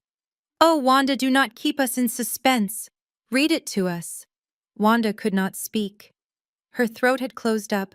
She looked up at me, and for the first time in my life, I did not see the arrogance or the cruelty. I saw fear, naked primal fear. She looked down at the paper again, hoping she had misread it, hoping it was a prank. But the words were still there. Plaintiffs First City Bank and Dominique Brooks. Defendants Otis and Wanda Brooks. She was holding her own demise, and she knew it. The silence stretched out tight as a piano wire ready to snap. She looked at Trey for help, but he was too busy admiring his own reflection in a spoon to notice his mother's world ending. I stepped closer, leaning into the microphone to deliver the final blow. I leaned into the microphone. The feedback had faded, leaving only the sound of the wind in the trees and the rustle of the paper in Wanda's shaking hands. "You seem to be having trouble reading the fine print, Wanda," I said, my voice projecting clearly to the back of the garden. "Let me summarize it for everyone." I swept my gaze across the stunned guests, ensuring every member of the Silver Lake Social Club heard every syllable. As of close of business yesterday, this property was legally seized by First City Bank due to default on a high-interest cash-out refinance loan that has not been paid in 6 months. A collective gasp rippled through the crowd. Mrs. Gable covered her mouth, looking from Wanda to me with wide, horrified eyes. Wanda's face was a mask of pure terror. She tried to speak to deny it, but no sound came out. However, the bank did not auction it off.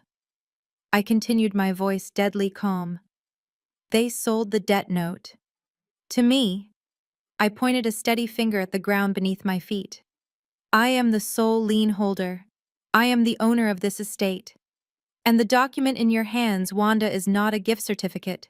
It is a notice to vacate the premises immediately due to insolvency and fraud. The glass of champagne in Wanda's other hand slipped. It shattered on the rented teak flooring, the expensive liquid splashing onto her shoes. She looked like she had been slapped. The veneer of the wealthy matriarch dissolved instantly, revealing the terrified fraudster beneath. The guests began to back away, creating a physical distance between themselves and the social contagion of bankruptcy. Then, the explosion happened. Trey, who had been too busy admiring his reflection in a silver spoon to pay attention, finally processed the words. He lunged forward, knocking over a velvet chair. "You are lying!" he screamed, his face turning a blotchy red. He stormed up the steps of the stage, getting right in my face, violating my personal space with the aggression of a cornered animal. "You are crazy, Dominique. You are just jealous. This is Mom and Dad's house. You cannot just buy a house like it is a pair of shoes. Who do you think you are?" He spun around, addressing the crowd, desperate to salvage the illusion. "She is mentally unstable, everyone. Ignore her. She has always been jealous of our success. This is just some sick prank because she is bitter about being single. Get out of here, Dominique, before I call the cops." I didn't flinch. I didn't step back. I looked at Trey with the same bored expression I used for tax auditors who tried to bluff me with empty threats. "Actually, Trey, I think the police would be very interested in this conversation, especially regarding the wire fraud you committed to fund your non-existent crypto scheme using your father's identity." Trey froze. His bluster faltered and his eyes darted nervously to Becky, who was staring at him with her mouth open. "But since you think I am lying," I continued, raising my voice over his heavy breathing, "let us look at the evidence. I believe in total transparency." I raised my hand and signaled to the technician standing by the large projection screen that had been set up for the sentimental family slideshow Wanda had planned. The technician nodded. The screen flickered to life. The static image of flowers vanished. In its place, a crisp, high-definition video feed appeared. It was the security footage from yesterday. The timestamp was visible in the corner. The audio kicked in loud and clear, booming through the garden speakers. It was time for the world to see the real Wanda Brooks. The giant screen behind me illuminated the garden with the harsh white glare of a scanned legal document. The guests squinted against the brightness, murmuring as they recognized the letterhead of a predatory lending firm. It was the deed of trust, the document that had sealed my father's financial coffin. I pulled a laser pointer from my clutch and aimed a steady red dot at the bottom of the page. "Exhibit A." I announced, my voice cutting through the humid air like a scalpel. "This is the mortgage agreement dated November 15th. It authorizes a cash-out refinance of $200,000. I moved the red dot to the signature line. "And here is the authorization. That says Otis Brooks. But look closer." I magnified the image on the screen. "My father has severe arthritis in his right hand. He struggles to hold a coffee cup, let alone sign his name with such elegant fluid loops. This signature does not have the tremors of an 80-year-old man. It has the flourish of a desperate woman." I turned to look at Wanda, who was now gripping the armrests of her velvet chair so hard her knuckles were white. "You forged his signature, Wanda. You committed felony fraud to strip the equity from the home he worked 30 years to pay off." Wanda opened her mouth to speak, likely to scream another lie, but I did not give her the chance. I clicked the remote in my hand. The image on the screen shifted. The loan document disappeared, replaced by a complex spreadsheet. Rows and columns of numbers filled the display. But the fraud is only the method. I continued, pacing slowly across the stage. The real story is the motive. $200,000 deposited into the joint account on November 16th. By April 1st, the balance was zero. As a forensic auditor, my job is simple. I follow the money. So let us see where the house went. I clicked the remote again, highlighting the first major transaction in neon yellow. November 17th, wire transfer, $50,000 to TB Ventures, LLC. I looked at Trey. He was sweating now, the perspiration soaking through his tight suit. TB Ventures stands for Trey Brooks. Ventures, doesn't it, Trey? You told everyone you secured an angel investor for your crypto platform. You did not tell them the angel was your stepfather's roof. The crowd gasped. Mrs. Gable turned to look at Trey with undisguised disgust. I clicked again. December 3rd. $30,000 transferred to an account ending in 409. That account belongs to Rebecca Smith. I looked at Becky, who was trembling next to the dessert table. You told us your parents sent you money for a new car. You were lying. You were driving a vehicle paid for by the elderly man you just mocked for being poor. I clicked rapidly now, bringing up charge after charge. $20,000 to Serenity Spa. $15,000 to Saks Fifth Avenue. $10,000 for first-class tickets to Tulum. You did not use a dime of this money for the house Wanda. You did not fix the roof. You did not repair the plumbing. You ate this house. You wore it. You drank it. And now you have nothing left to show for it but a closet full of clothes and a criminal record. I took my eyes off the damning spreadsheet and looked for the only person in the garden who mattered. My father was standing near the ice sculpture, his plate of untouched lobster trembling in his hand. He was staring up at the screen at the magnified image of the forged signature that bore his name. I watched the color drain from his face until he looked like a ghost haunting his own life. He wasn't looking at numbers. He was looking at 10 years of betrayal. He looked down at his suit, the polyester blend he had been so proud of, and then back at Wanda. The realization didn't hit him like a wave. It hit him like a bullet. The woman he had defended against me, the woman he had gone into debt for, hadn't just made a mistake. She had systematically liquidated his existence. He dropped the plate. The crash of porcelain shattering against the patio stones was louder than any scream. Wanda heard the crash and saw Otis's face. For a split second, panic flickered in her eyes, but it was quickly replaced by desperation. She realized the narrative was slipping away, and with it her freedom. She let out a feral shriek that sounded nothing like the refined society lady she pretended to be. "Turn it off!" she screamed, hitching up her expensive silk dress and charging toward the technical booth. "You are lying! This is all fake!" She lunged for the projector table, her red claws extended intent on ripping the cables out of the machine to make the truth disappear. But I had anticipated this. I nodded to the side of the stage. Two large men in dark suits, the security detail I had hired under the guise of parking attendants, stepped forward instantly. They formed a human wall between Wanda and the equipment. One of them caught her wrist mid-air, stopping her rampage with professional indifference. "Ma'am, you need to step back," the guard said, his voice low and firm. Wanda thrashed against his grip, her hair coming loose from its perfect bun. "Let me go. This is my house. That is my projector. I order you to turn it off." She was hysterical, a cornered animal, realizing the cage door had just locked. The chaos seemed to snap Becky out of her shock. Seeing her mother-in-law restrained triggered something in her alcohol-soaked brain. She threw her empty champagne glass onto the grass and stomped toward the stage, her face twisted into an ugly mask of self-righteous fury. "What is wrong with you?" she shrieked, her voice cracking as she pointed a shaking finger at me. "It is Mother's Day. Who does this? You invited all these people here. You paid for all this food just to ambush us. You are sick, Dominique. You are an absolute devil. Look at what you are doing to her. She is crying. She is your mother." I looked down at Becky, who was vibrating with misplaced indignation. She didn't care about the theft. She didn't care about the forgery. She only cared that the party was ruined. She was defending the indefensible because without Wanda's grift, Becky's free ride ended too. I didn't yell back. I just looked at her with pity. "She is not my mother, Becky," I said calmly into the microphone. "She is the defendant, and you are just collateral damage." I turned back to the technician. "Play the audio."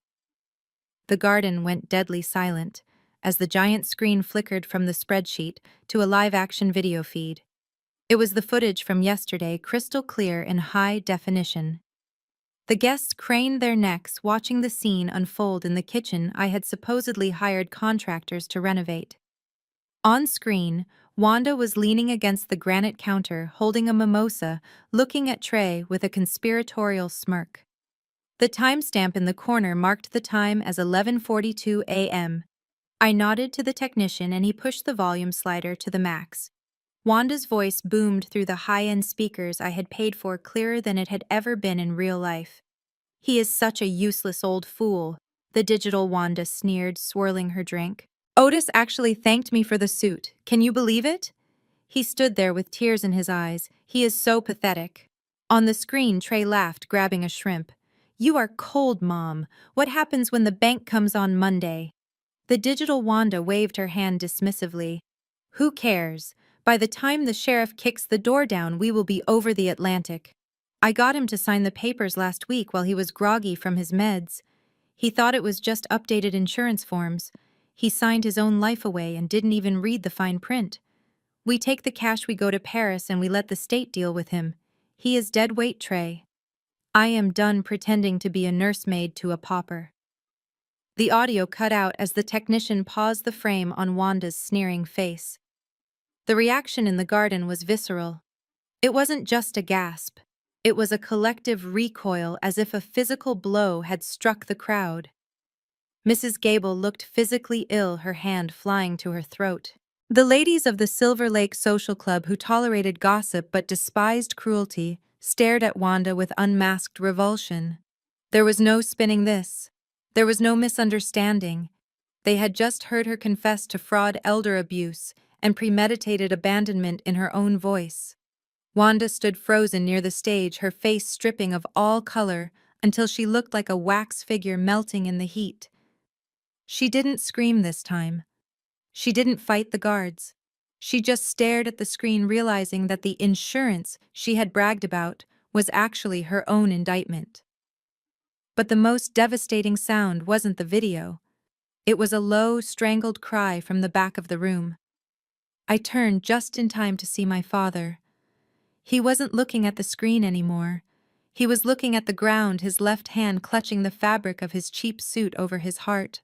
His face was contorted in a mask of agony that went deeper than physical pain. He swayed once, his knees buckling under the weight of the truth. "Dad!" I shouted, dropping the microphone. It was too late. Otis collapsed. He didn't hit the floor.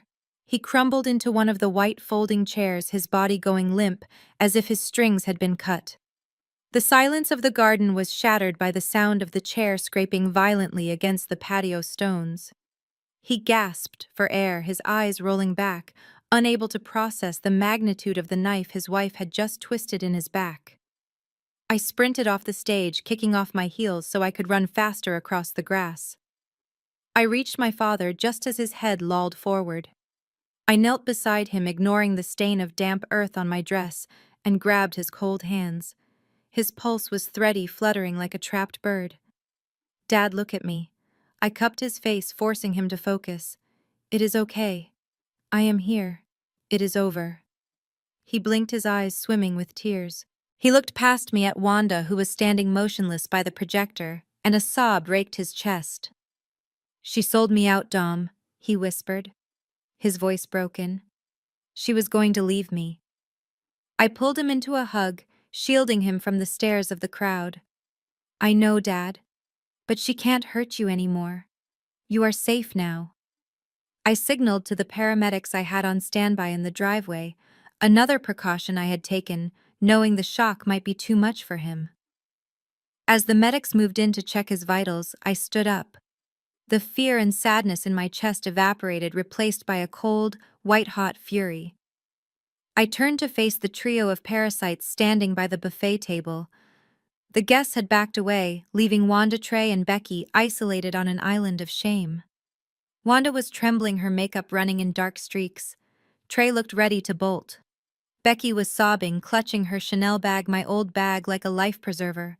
I did not scream. I did not shout. I used the voice I reserved for hostile takeovers. "Listen to me very carefully," I said, my voice cutting through the garden. "My father is leaving with me. He will never spend another night under this roof with the people who plotted to destroy him." Wanda took a step forward, her hands shaking. Dominique, please. We can talk about this. We are family. I laughed, a sharp, humorless sound. Family. You forfeited that title when you signed that fraudulent loan. You are not family, you are trespassers. I pointed to the ground. This house belongs to me now. Every brick, every beam, every blade of grass. You have exactly 60 minutes to pack your personal effects and get off my property. Trey stepped forward, trying to muster some bravado. You can't do that. We have rights. You have to give us 30 days' notice. I shook my head slowly. You really should read the paperwork, Trey. This isn't a standard eviction. This is an immediate removal due to criminal activity on the premises. I have the police on speed dial, and I have the evidence of wire fraud queued up on that screen. You can leave in your car, or you can leave in a squad car. It is your choice. I turned to the large security guards standing by the gate. Escort them inside, watch them pack. If they try to take anything that isn't clothing or toiletries, if they touch a single piece of furniture, electronics, or silverware, detain them for theft. Wanda looked at the guards, then at the horrified faces of her society friends, and finally at me. She realized there was no charm left to work. The game was over. She slumped, looking suddenly old and small. I walked over to the banquet table where the uneaten lobster and warm champagne sat as a testament to their greed. I was still holding the thick packet of legal documents. I slammed the eviction notice down onto a platter of untouched shrimp. The sauce splattered onto the white tablecloth like blood. Here is your party favor, Wanda. Take it. Get out of my house. And do not let the door hit you on the way to the street. The silence that followed the crashing of the eviction notice was short-lived. It was broken by the sound of silk tearing as Wanda threw herself to her knees. The dignity she had worn like a costume for decades evaporated instantly. She crawled across the rented teak flooring, ignoring the lobster sauce staining her dress, and reached for my father's legs. She looked pathetic, a weeping mess of smeared mascara and desperation, clutching at the trousers of the man she had called a useless fool just minutes ago. "Otis, baby, listen to me," she wailed, her voice cracking into a shrill plea. "It wasn't my idea. I swear on my life. It was Trey. He made me do it. He said he was in trouble with bad people. He said they would hurt us if I didn't get the money. I did it to protect you, Otis. I was trying to save our family from his mistakes." The audacity of the lie was breathtaking. I watched Trey's face turn a deep, violacious purple. The business mogul act vanished, replaced by the cornered rat he truly was. He kicked a chair aside and pointed a shaking finger at his mother. "You are a liar," he screamed, his voice cracking. "You came to me with the plan. You said you were tired of waiting for him to die. And don't look at me like that, Dom. I didn't spend the money. It was Becky. She is the one who needed the new car. She is the one who demanded the first-class trips. She told me she would leave me if I didn't upgrade her lifestyle. I was just trying to keep my wife happy." Becky gasped, her mouth dropping open in genuine shock. She swung her Chanel bag, hitting Trey squarely in the chest. "You spineless coward! You told me you were a crypto millionaire. You told me that money was your bonus. I didn't know you were stealing from a pensioner. Do not drag me into your felony." It was a shark tank where the sharks had started eating each other. They stood in a triangle of hate-screaming accusations, revealing every ugly truth they had hidden behind their fake smiles. The air was thick with their venom. Around them, the garden had turned into a spectacle.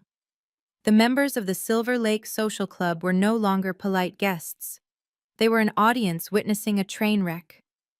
Mrs. Gable, the woman whose approval Wanda had craved above all else, held up her iPhone. She wasn't calling the police. She was live streaming. I could see the red recording dot blinking.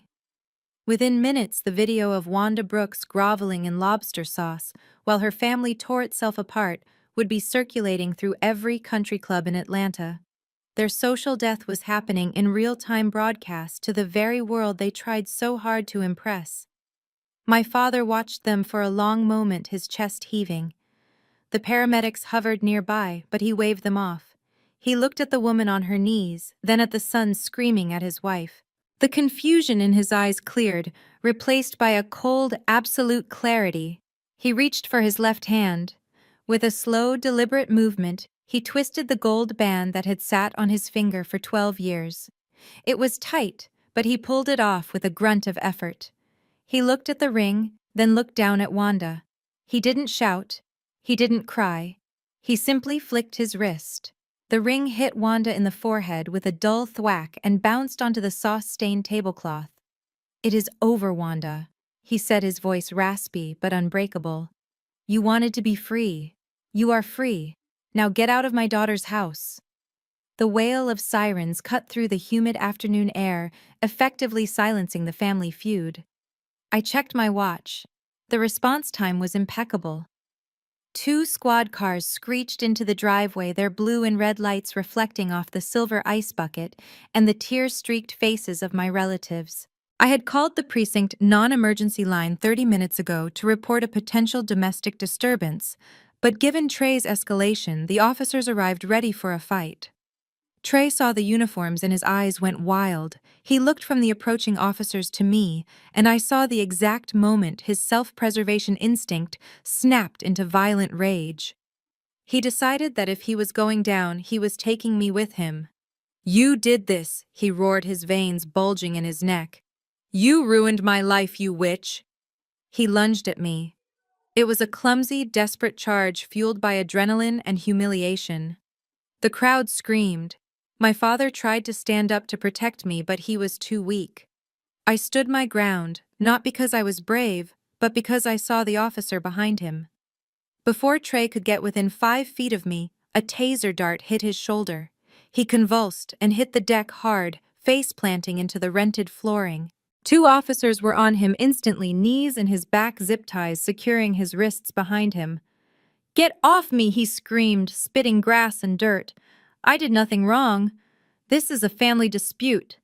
The lead officer hauled him up by his collar. "Actually, Mr. Brooks, this is a bit more than a dispute. We ran your plates when we pulled up, and then we ran your name. You have an outstanding felony warrant out of Florida for investment fraud. Looks like you skipped bail on a Ponzi scheme charge 2 years ago."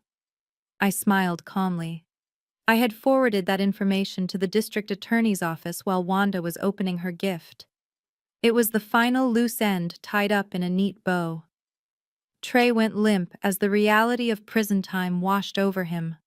The officers dragged him toward the patrol car past the horrified guests who were capturing every second on their smartphones. Wanda and Becky were next. They were not in handcuffs, but their punishment was perhaps worse. An officer approached them, his hand resting on his belt. "Ladies, the owner has requested you vacate the property immediately. You have 5 minutes to grab your purses and leave, or we will charge you with criminal trespass." Wanda looked at her society friends, hoping for a savior, but they all looked away, pretending to inspect their manicures. She had become a social leper in the span of an hour. She grabbed her purse, clutching it like a shield, and began the long walk down the driveway. Becky followed, her mascara running down her cheeks, looking at her feet. They walked past the luxury cars, past the neighbors peering out their windows, and out of our lives. The silence they left behind was the most beautiful sound I had ever heard. The sirens had faded into the distance, leaving behind a heavy, suffocating silence in the garden. The sun was still shining, which felt almost insulting after the storm that had just destroyed my family. The guests had fled like rats escaping a sinking ship, leaving behind half-eaten lobster and overturned chairs. The Silver Lake Social Club had seen enough drama to last them a decade, and they had taken their gossip and their judgment with them. Now it was just me and my father amidst the ruins of Wanda's vanity. The melting ice sculpture dripped rhythmically onto the rented flooring, counting down the seconds of the aftermath. My father sat on the edge of the stage, his head in his hands. He looked small. The cheap thrift store suit he had been so proud of earlier now hung on him like a shroud. He was staring at the empty ring finger on his left hand, rubbing the pale strip of skin where the gold band had sat for 12 years. He looked like a man who had woken up from a coma, only to find his entire world had burned down while he slept. I walked over to him, stepping over a smashed champagne flute. I sat down next to him, not saying a word. I just offered my presence as an anchor in the chaos. He didn't look up. His shoulders began to shake. At first it was silent, but then a sound tore out of him that broke my heart. It was a guttural, raw sob of pure shame. He covered his face, attempting to hide his tears, but they leaked through his trembling fingers. "I am so sorry, Dominique." He choked out, his voice thick with grief. "I am so sorry, baby girl. I was so blind. I let them treat you like a stranger in your own home. I let them steal from me, but worse, I let them disrespect you. I was just so lonely after your mother died. I was so afraid of the silence. I traded my dignity for company, and I paid for it with everything I had. I am a weak old man. I don't deserve your help." I reached out and took his hands, pulling them away from his face. I held them tight, feeling the calluses of the man who had worked double shifts to put me through college. I didn't see a weak man. I saw a victim who had survived a long con.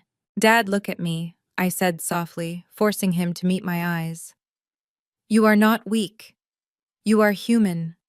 They preyed on your kindness. They weaponized your grief against you. That is not your fault. That is their crime. Do not apologize for loving the wrong people. Apologize to yourself for forgetting your own worth. But that stops today." He looked at me, his eyes red and swollen, searching for judgment and finding only love. "You really bought the house?" he asked, his voice trembling. "You really saved me?" I smiled, wiping a tear from his cheek. "I bought the house, Dad. But I didn't do it to keep it. This place is poisoned with bad memories. We are going to sell it. We are going to get you a condo downtown near my office. We are going to get you a real suit. And we are going to go to dinner every Sunday, just you and me. No parasites, no drama." I stood up and pulled him to his feet. He leaned on me, heavy with exhaustion, but standing upright. I looked around the wrecked garden one last time. The eviction notice was still lying on the table, a tombstone for the Brooks family drama. "Let us go home, Dad," I said, guiding him toward the gate. "We are starting over. Right now. 3 months is not a long time in the grand scheme of the universe, but it is long enough for gravity to completely crush a house of cards." The fall from grace for the Brooks family was not just steep, it was vertical. I did not need to hire a private investigator to know where they ended up. The court records and the grapevine provided all the satisfaction I needed. Wanda found her freedom, but it did not look like Paris. It looked like the Starlight Motel on the outskirts of the interstate, where the sheets were thin and the clientele was transient. She was not a guest there. She was the help. At 55 years old, the woman who once refused to drink anything less than vintage wine was now pushing a heavy housekeeping cart down a hallway that smelled of stale smoke and industrial bleach. I heard she had been fired from 2 other jobs for attitude problems before desperation forced her to humble herself. Her shift ended at 6, but she did not go home to a granite kitchen. She walked to the back of the parking lot to a rusted 10-year-old sedan she had bought with the last of her pawned jewelry. The back seat was piled high with garbage bags containing her clothes, the only remnants of her former life. She sat in the driver's seat, eating a cold gas station sandwich, staring at the peeling paint of the motel wall. The society lady was now homeless, living paycheck to paycheck, washing strangers' dirty towels to buy fuel for a car that wasn't going anywhere. Trey's reality was even smaller. He had traded his tailored suits for a bright orange jumpsuit that did nothing for his complexion. He was currently residing in the county detention center, awaiting trial on 3 counts of wire fraud and identity theft. His bail had been set at $100,000, a sum he could not pay because his crypto wallet was empty and his mother was destitute. The visionary entrepreneur was now inmate 8940. He spent his days not in boardrooms, but in a 6x8 cell, listening to the toilet flush and trying to avoid eye contact with the hardened criminals who didn't care about his blockchain theories. His lawyer had already told him the plea deal involved 5 to 7 years in federal prison. The look on his face in the mugshot was not arrogance. It was the terrified realization that he was no longer the main character of his own life. And then there was Becky, the survivor, the parasite who knew exactly when to detach from a dying host. She filed for divorce 3 days after the arrest, citing irreconcilable differences. She didn't visit Trey, she didn't help Wanda. She packed her fake designer bags and retreated to the safety of her parents' basement in the suburbs. She was back to being a child screaming at her own mother for buying the wrong brand of oat milk while scrolling through dating apps looking for the next man to fund her lifestyle. She had learned nothing. She was just waiting for the next opportunity to bleed someone dry. They were all exactly where they belonged. Scattered, broken, and irrelevant. They had wanted the world without working for it, and the world had responded by taking everything back. I closed the file on my laptop and took a sip of my coffee. The audit was finally complete. The balance sheet was zeroed out. Justice, it turned out, was the only luxury they couldn't afford. The sold sign on the lawn of 42 Oak Street was not just a real estate transaction, it was an exorcism. I did not want to profit from the misery that had taken place within those walls, so I sold it below market value to a young couple who knew nothing of the fraud and heartbreak that had soaked into the floorboards. They saw a fixer-upper. I saw a crime scene. I signed the closing papers with a sense of immense relief, washing my hands of the physical tether to Wanda and her greed. We moved 2 weeks later. I bought a villa in the hills, a gated sanctuary with floor-to-ceiling windows that let in the light my father had been denied for so long. The deed was firmly in my name, a non-negotiable protective measure to ensure that no one could ever sign his security away again. But the home was ours. I gave him the master suite on the ground floor overlooking the garden. When he first walked in, carrying the few boxes of personal items we had salvaged, he hesitated in the doorway, afraid to take up space. "It is too much, Dom," he whispered, looking at the marble floors.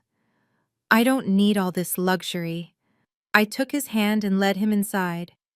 "You are not a guest here, Dad. You are the patriarch. This is what respect looks like." The first month was about deprogramming. Otis was like a prisoner of war adjusting to freedom.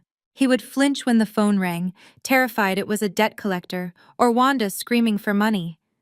But slowly, the silence of the new house began to heal him. I established a new routine. Sunday mornings were no longer for dreading family drama. They were for education. We sat at the kitchen island with coffee, and I taught him everything Wanda had kept hidden. I showed him how to read a bank statement, how to track his pension, and how to identify phishing scams. At first he was ashamed of his ignorance, but that shame quickly turned into empowerment. He realized that money was not a mysterious monster, it was just math. For the first time in his life he knew exactly how much he had and where it was going. He was reclaiming his agency, one spreadsheet at a time. But the biggest change happened when I drove him to the local community center. He had resisted at first, convinced that everyone would judge him for his failed marriage. Instead, he found a group of retired veterans who didn't care about social climbing or designer labels. They cared about chess politics and who could tell the best story. I went to pick him up one afternoon and found him sitting at a card table, slamming a domino down with a triumphant shout. He was laughing. It was a deep, chest-rattling sound I hadn't heard in a decade. He wasn't the hunched, broken man in the polyester suit anymore. He was Otis again. He saw me waiting and waved a smile, lighting up his face that didn't have a trace of fear in it. The wound was still there, scarring over slowly, but the infection was gone. We were finally breathing clean air. The sun was setting over the hills, painting the sky in shades of violet and gold that felt almost too perfect to be real. It was a stark contrast to the humidity and hysteria of the garden party 3 months ago. I sat on the travertine terrace of our new villa, a glass of Pinot Noir resting near my hand. The air here was cleaner, thinner, and completely free of the scent of desperation. Inside, through the open sliding glass doors, I could hear the faint sound of the television. Dad was watching a baseball game, cheering at the screen with a beer in his hand. It was the sound of normalcy, a luxury we had fought hard to retrieve. I picked up my tablet and refreshed the banking app. The numbers on the screen were crisp and black. Even after selling the old house at a discount to move it quickly, the profit margin was substantial. I had bought the non-performing debt note from the bank for pennies on the dollar, and the equity I recovered upon the sale was more than enough to cover the down payment on this sanctuary. It was the final irony of the entire saga. Wanda had tried to steal a fortune that didn't exist, and in stopping her, I had inadvertently created real wealth. She had played checkers while I was playing three-dimensional chess. I swiped the app closed. The ledger was finally balanced. The liabilities, namely Wanda Trey and Becky, were written off. The assets, my father and my peace of mind, were secured and appreciating in value. I took a sip of wine, feeling the cool evening breeze against my skin. It felt like victory. It felt like taking a deep breath after holding it for 10 years. I set the glass down and looked up. I didn't look at the horizon. I looked right at you. I looked directly into the lens, breaking the invisible barrier that had separated us this entire time. My expression remained cool, professional, the face of a woman who knows the audit is finally over. People love to say that money cannot buy happiness. I said, my voice calm and conversational. It is a comforting lie told by those who have never felt the crushing weight of financial helplessness. They tell you to focus on love, on family, on the intangible things. They tell you that wealth is the root of all evil. And sure, they have a point. Money cannot fix a broken heart. It cannot cure a terminal illness. It cannot buy you a personality. I leaned forward slightly, the ghost of a smile touching my lips. But let us be real for a second. Money can buy a high-definition security system to record the truth. Money can hire a shark of a lawyer to navigate the fine print. Money can buy the deed to a house before the bank auctions it off to strangers. And most importantly, money buys you the ability to say no. It buys you the power to pack the bags of the parasites who are draining your soul and kick them to the curb. It buys you the silence I am hearing right now. It buys you the exit strategy. I raised my glass in a mock toast to the empty air, to the memory of the woman who taught me the hardest lesson of my life. So to everyone out there dealing with their own, Wanda, remember this. Get your finances in order. Protect your assets. Because sometimes the best gift you can give yourself is a clean balance sheet. Happy Mother's Day. I took one last sip, and the image cut instantly to black. The heavy bass of a hip-hop track kicked in, playing over the scrolling credits. The most profound lesson from this story is that financial literacy is the ultimate form of self-defense. We often romanticize family as a sanctuary of unconditional love, but as Otis discovered, blind trust can be an invitation for exploitation. He nearly lost his life's work, not because of a lack of intelligence, but because of a lack of vigilance. He surrendered his financial agency to keep the peace, only to find that the price of that peace was his dignity. Dominique's ruthless efficiency teaches us that money is more than currency. It is a boundary enforcer. It provides the leverage needed to cut out toxicity and protect the vulnerable. The story illustrates that you cannot save your loved ones with just good intentions. You need resources, legal knowledge, and the courage to face uncomfortable truths. True security means verifying before you sign and understanding that no is a complete sentence. Protecting your assets is not an act of selfishness. It is an act of survival. In a world full of Wandas, you must be your own auditor. Stop leaving your future in someone else's hands. Review your accounts, check your legal standing, and take control of your financial narrative today.